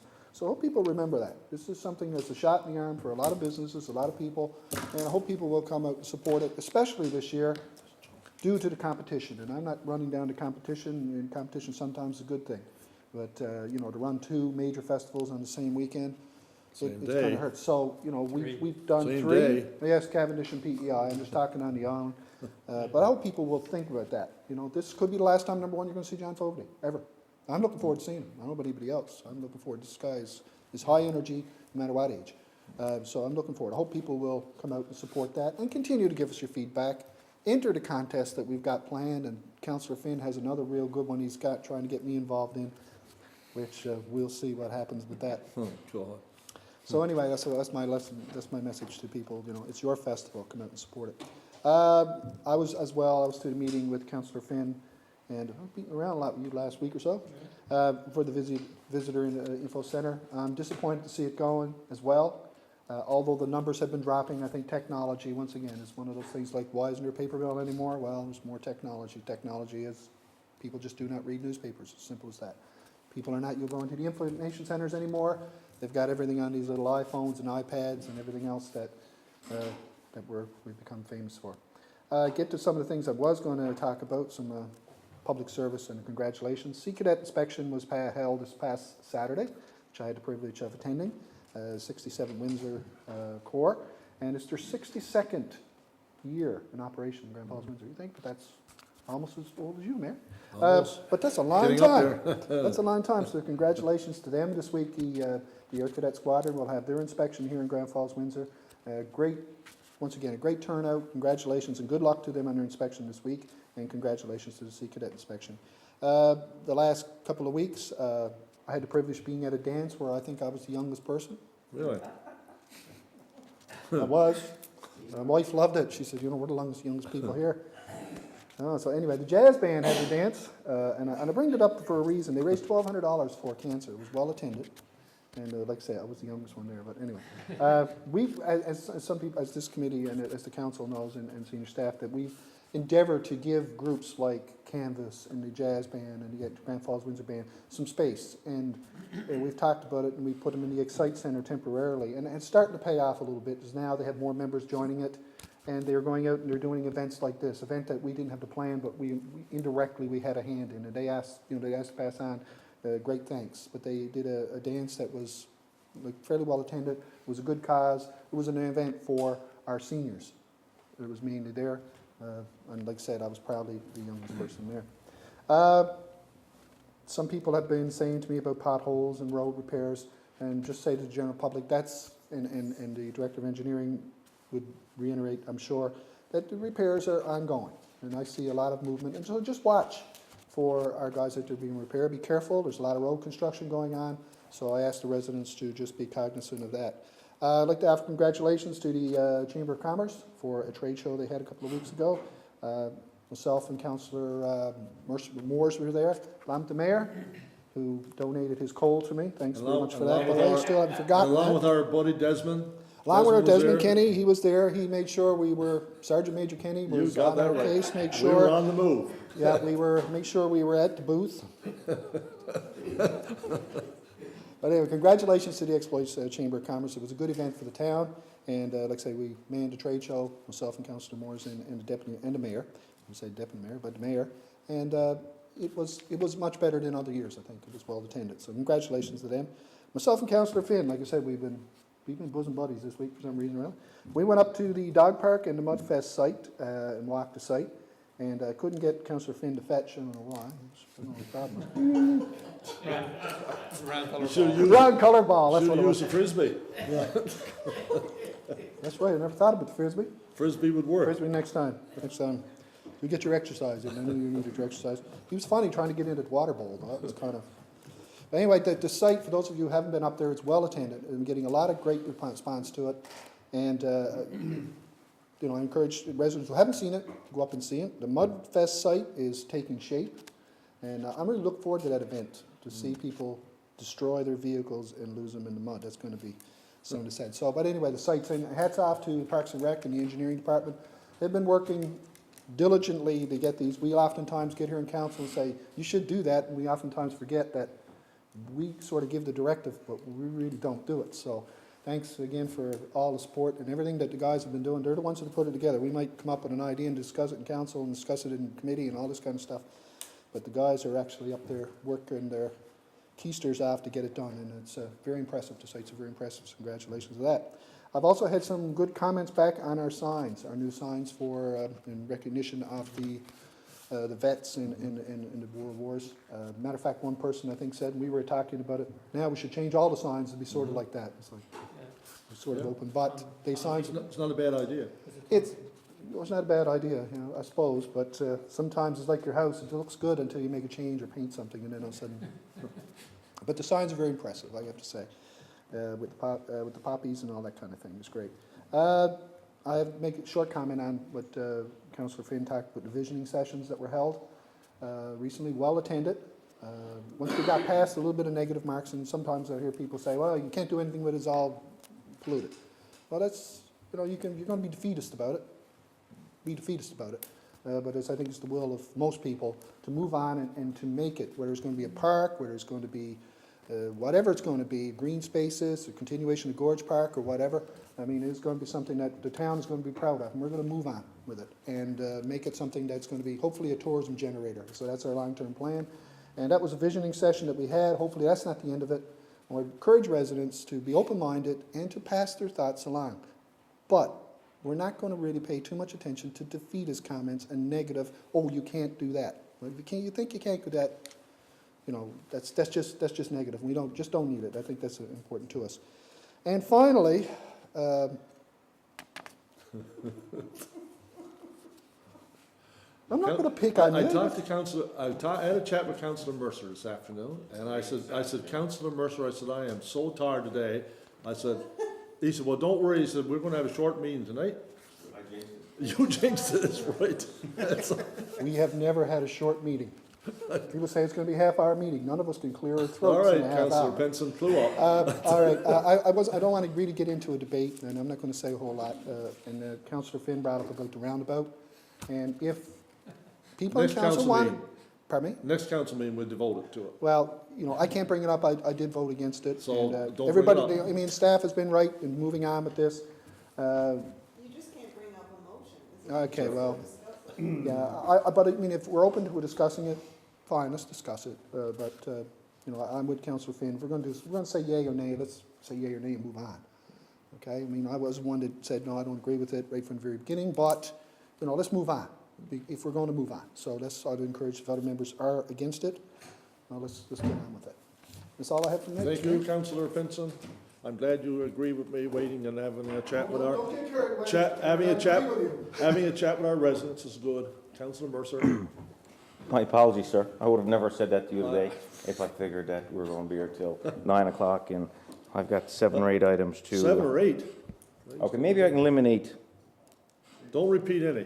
No, I'm not. I just want to clarify a few things. Councillor Finn alluded to in an email and that I was changing my opinion on the roundabout. Like I've said in this chamber before, and I've said in the committee, nobody travels this intersection on council or staff, I don't think, any more in a run of a day than I do. I've had near misses. I had one today. Somebody ran a red light, or ran the stop sign. They were stopped behind a vehicle, and because that vehicle came to a complete stop and moved on, they assumed that they could move on too. Like, 2 vehicles don't go at one time. So it's human error. But what I want to correct is that when all this came about back in September, I objected to the path that we were proceeding, and I suggested several things. One of the first motions, I think, was a 4-way stop. Am I correct in saying that? That was what we were going to do on an interim basis? I think the first one was that you didn't think it was dangerous. No. One of the comments you You made. know something, it's human error. Right. It's not the You don't design or the think layout, There's in necessarily my anything opinion. there.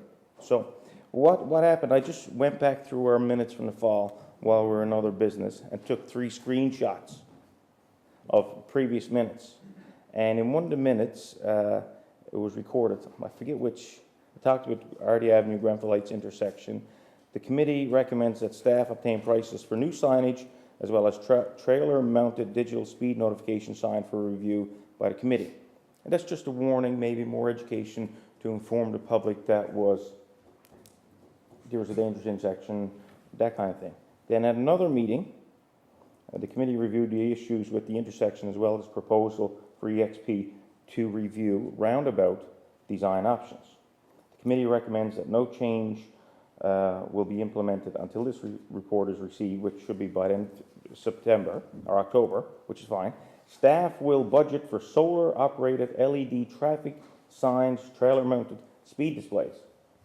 Then, a committee report, Public Works and Planning, I'm not sure if it's November or December, because I'm just taking screenshots. LED notification and trailer-mounted signs should be removed from operations and included in town-funded capital. The committee recommends these changes be made and the document before the Finance Administration for inclusion in the full budget documents. Not once have I ever said I was totally against the roundabout or a set of lights. When I lived in Ottawa for 5 years, I traveled the roundabout almost every single day. Since they've included the roundabout in Paradise, which was where I lived to before I came here, it flows awesome. Free flowing like you wouldn't believe. It's a pleasure to actually get in. Sometimes when you get in the roundabout, you go around circles. It's that pleasure. You don't even want to get out. You don't even want to get out. It's a pleasure to drive compared to what was there before. But I've made some suggestions and it's been well documented, but I haven't seen none of this yet.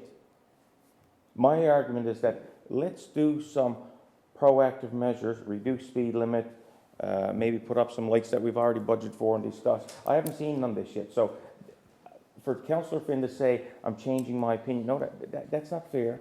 That's not totally correct. I just want to see some other alternatives, inexpensive alternatives that could be put in place. Because in a conversation with the Director of Public Works, we talked about the LED sign. And we said that if we move down with the project, that these LED signs, the trailer-mounted ones, could be used elsewhere around town because they had an option to display, I think, 1,100 different messages. So that's what I was looking for. So I just wanted to clarify that. Now, Are you? this, No, we're just. Well, you're gonna move on from this topic, and Yeah. I'm not gonna leave it. Well, Mr. Mayor, with all due respect. We're engaged in debate now, so like, I have to respond. Well, you can. Mr. Mayor? Are you? Well, no, I'm not going to, all I was going to say, I was going to interrupt Councillor Mercer, but I wanted to respect him to finish off what he's saying, but I was thinking exactly what Councillor Finn, we decided we weren't going to engage in debate, and what Councillor Mercer is referring to is clearly points to debate. He's suggesting that he's made other suggestions. So are we going to debate this tonight? Because if we are, I think everybody deserves to have My a say. suggestion was, and I thought council had agreed. We that did. We were going to have a discussion with the public and have an information session. And that we would look at, if we're gonna have a debate, the debate would happen in the next council meeting. That was and I thought I had consensus around council to do that. So is that a consensus around council to do that? I'm in agreement with this public information session for sure. Okay? But Councillor Mercer still made a point of debate in terms of he challenged a point that I made that I know is not correct. So I would like to speak back to it. Well, you can speak back to that one, and then I can close in debate on that, and we will follow what we decided on as council. We will have the public consultation, information session, and we would discuss the roundabout at the next council meeting. So I will give you, as chair, an opportunity to have a rebuttal and then close debate. Thank you, Mr. Mayor. Councillor Mercer took some time to make some screenshots in terms of minutes, but I can assure you that all of those screenshots would be discussion, and he's right about the discussion in terms of the consideration for stop signs, LED signs, other types of configurations, and all those discussions went on when we were contributing information to our capital program in terms of what we're buying in terms of our capital revenue for the next year, 2015 fiscal year. So yeah, that was all part of our discussion. I considered it all also. He's not the only one that considered those issues. All of council did considered other options. However, from the period of November to January, when we got into a public meeting and we voted on January 20th, not a screenshot, but the actual minutes, we agreed that we were going to allocate money to the Hardy Avenue, Grenfell Heights intersection for the construction of a roundabout. So all of the discussion or pondering for other options of traffic controls, stop signs, or even traffic lights for that matter, had already occurred and were put off the table. We came into this room and Are we still in the debate, Mr. Mayor? We No, voted. I'm just giving you an opportunity We to voted. Sounds like we're still in respond, the debate. right?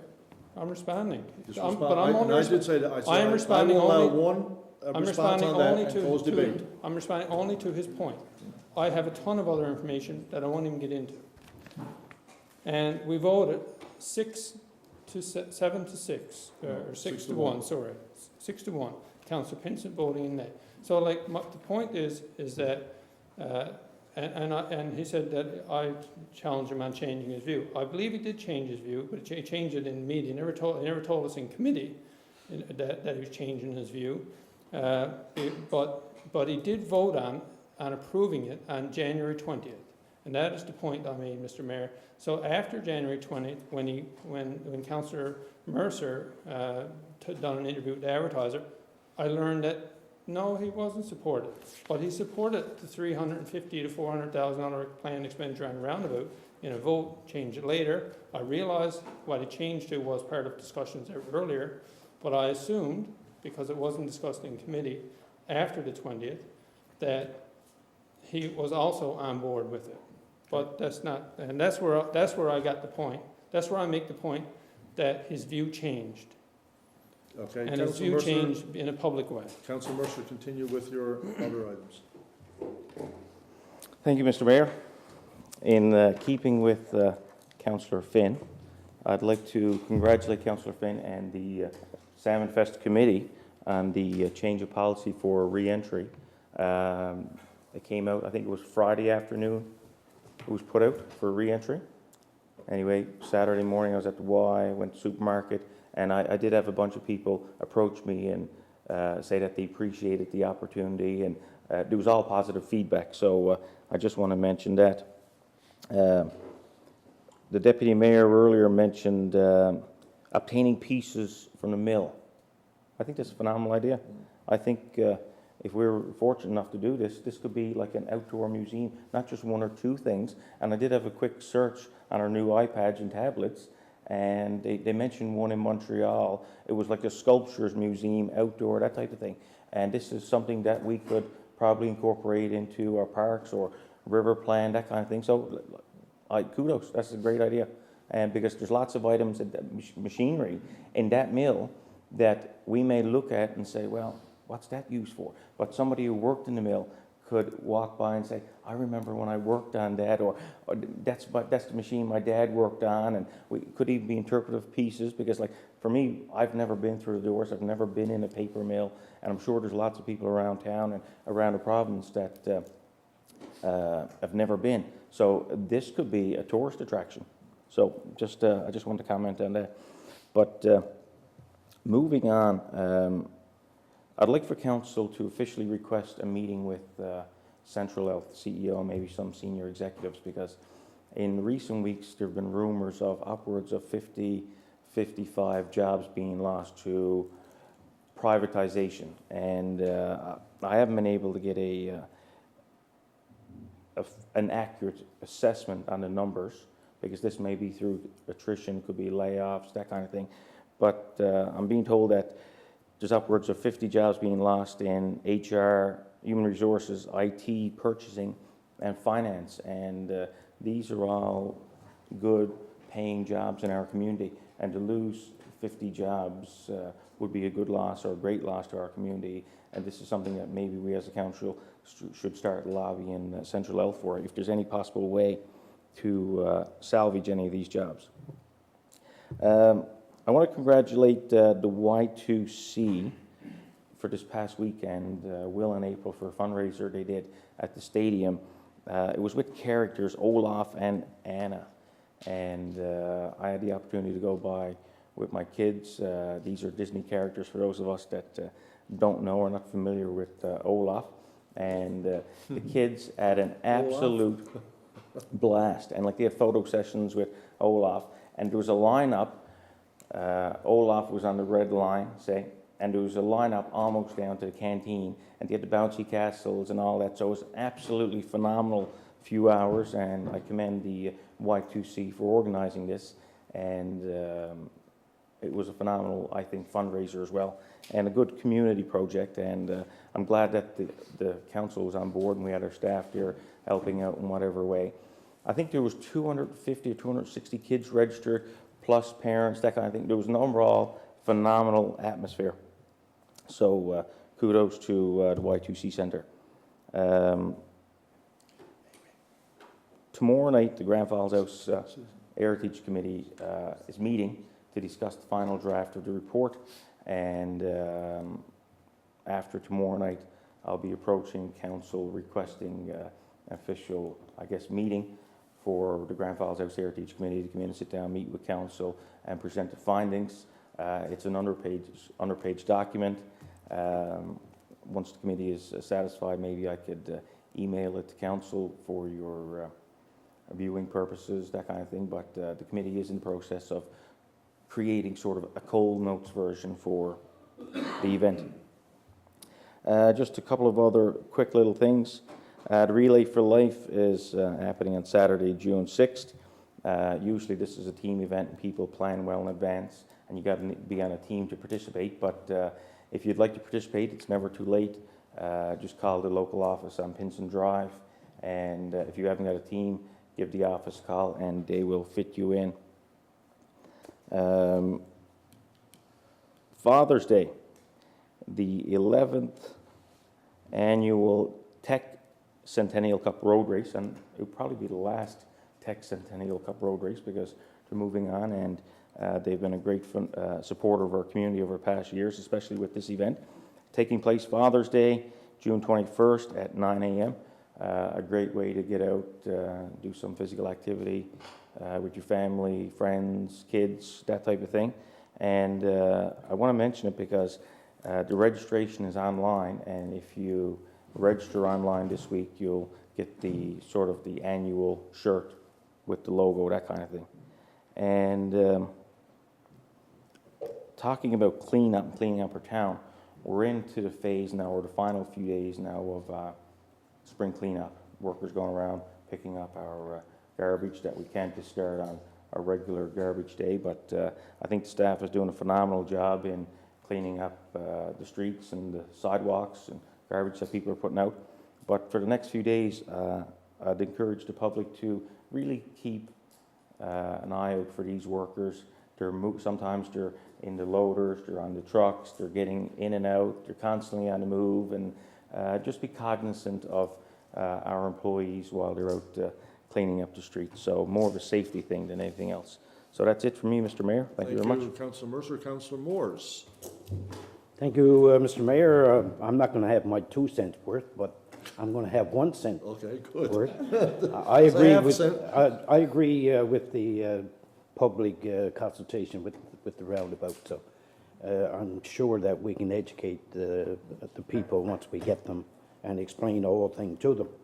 I just, the last couple of meetings I've been talking about the Citizen of the Year and promoting and so it's been on Facebook and so forth. And it was a successful evening. We had quite a few people there. Mr. Mayor, we had 7 people nominated, and they were, Roger Gooby was one, and Sherry Loader, Gleason Chippett, David Anthony, Neil Rowe, Gary James, and Gerald Thompson.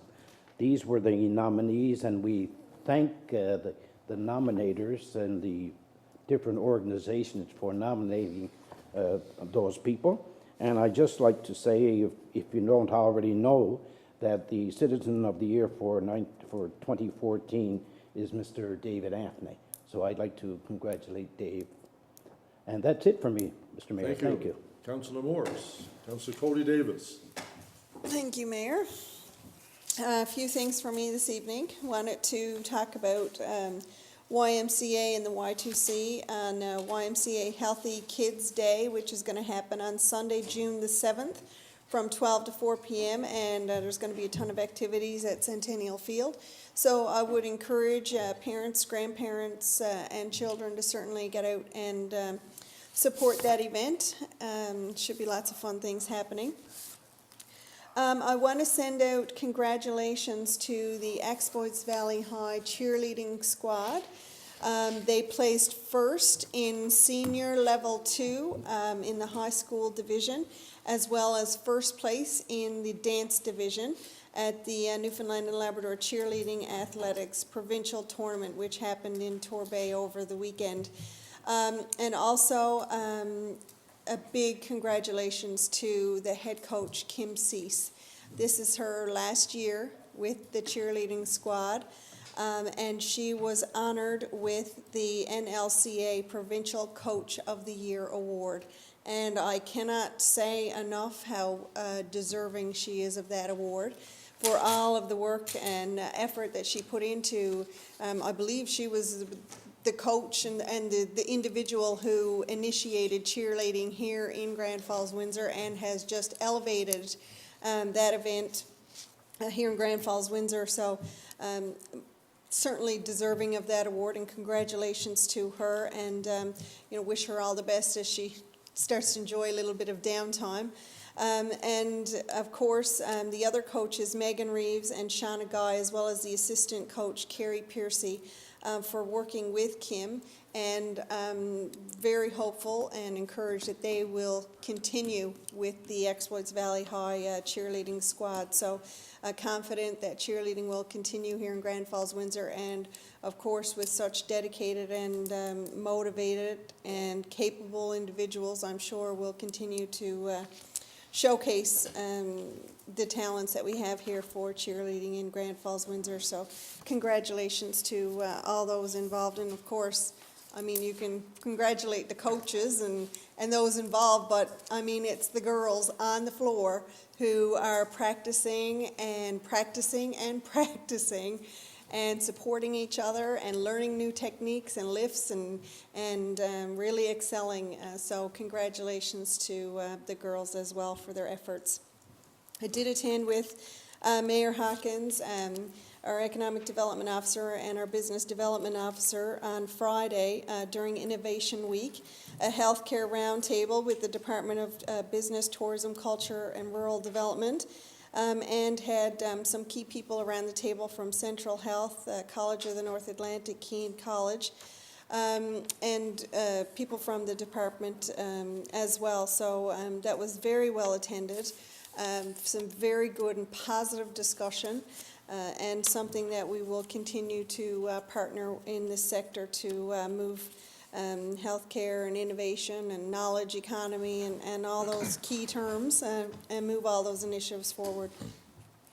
Mudfest, gfwmudfest.ca. I would encourage residents and non-residents to go on the website and register for the event. On Friday, June 12th, it's the Friday Fun Run and the Meet and Greet. And on Saturday, there will be a guided trail ride, Mudfest events and obstacle course, which I think is what's getting the most attention. And then that will be followed by a supper and a dance. We're encouraging spectators and residents to come up and watch the event.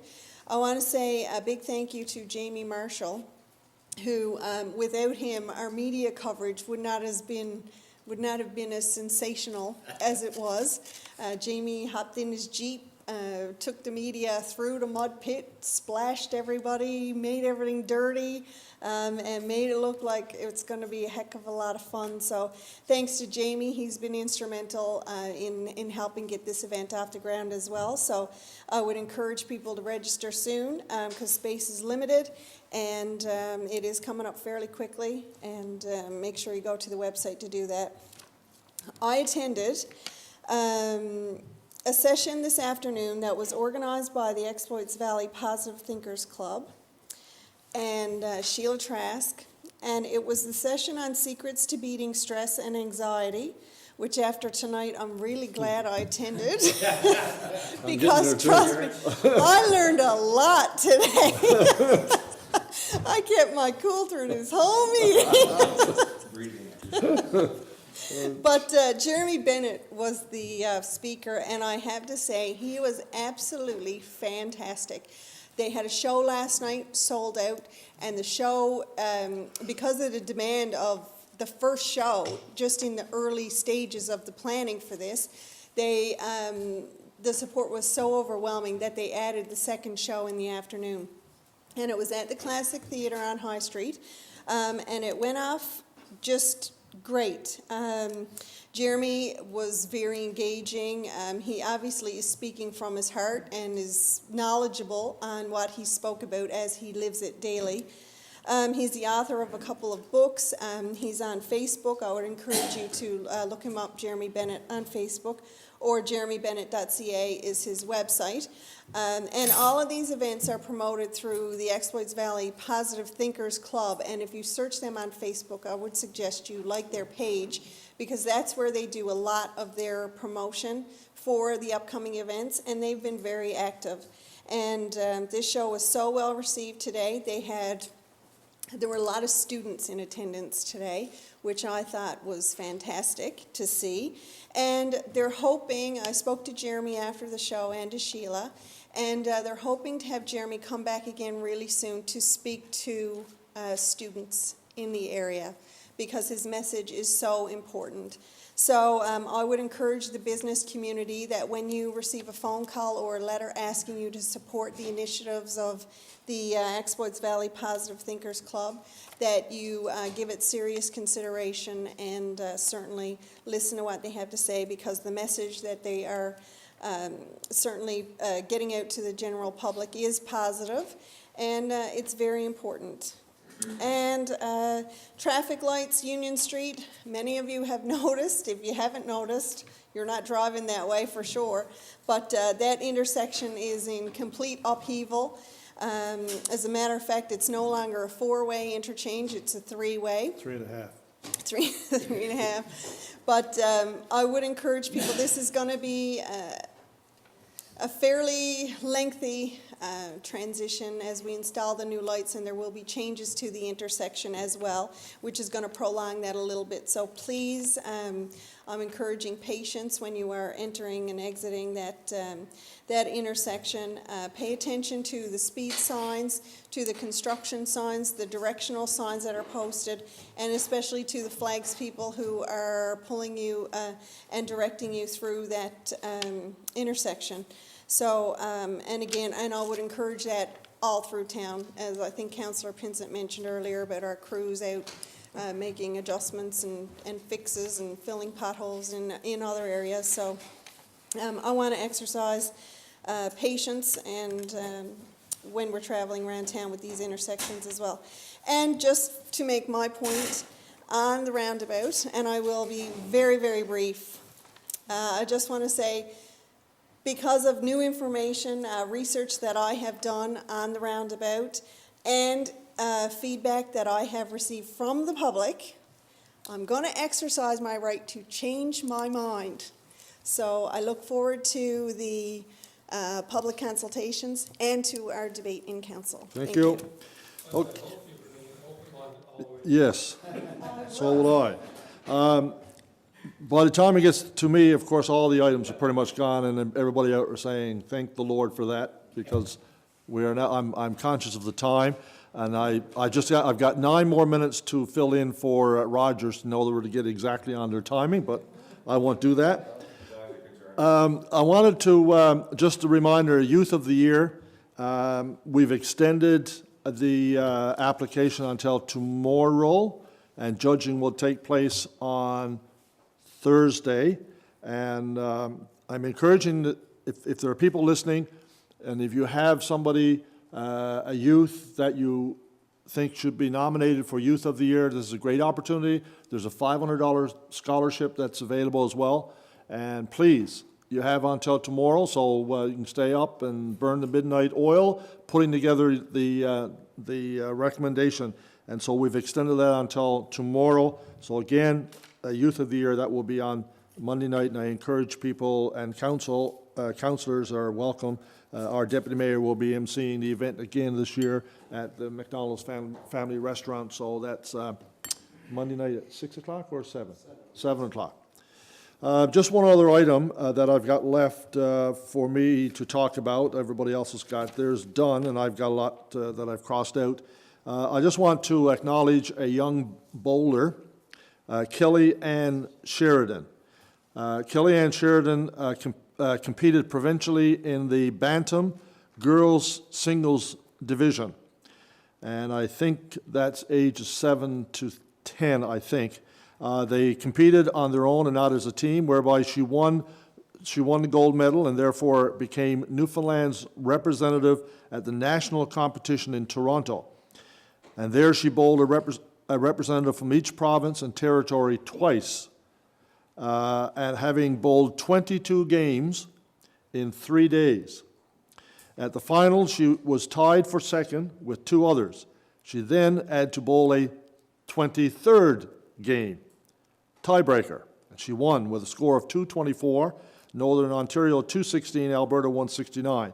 And this was her first at Nationals, and obviously did an excellent job, and I think that probably Newfoundland has been represented before, but apparently never having won a medal.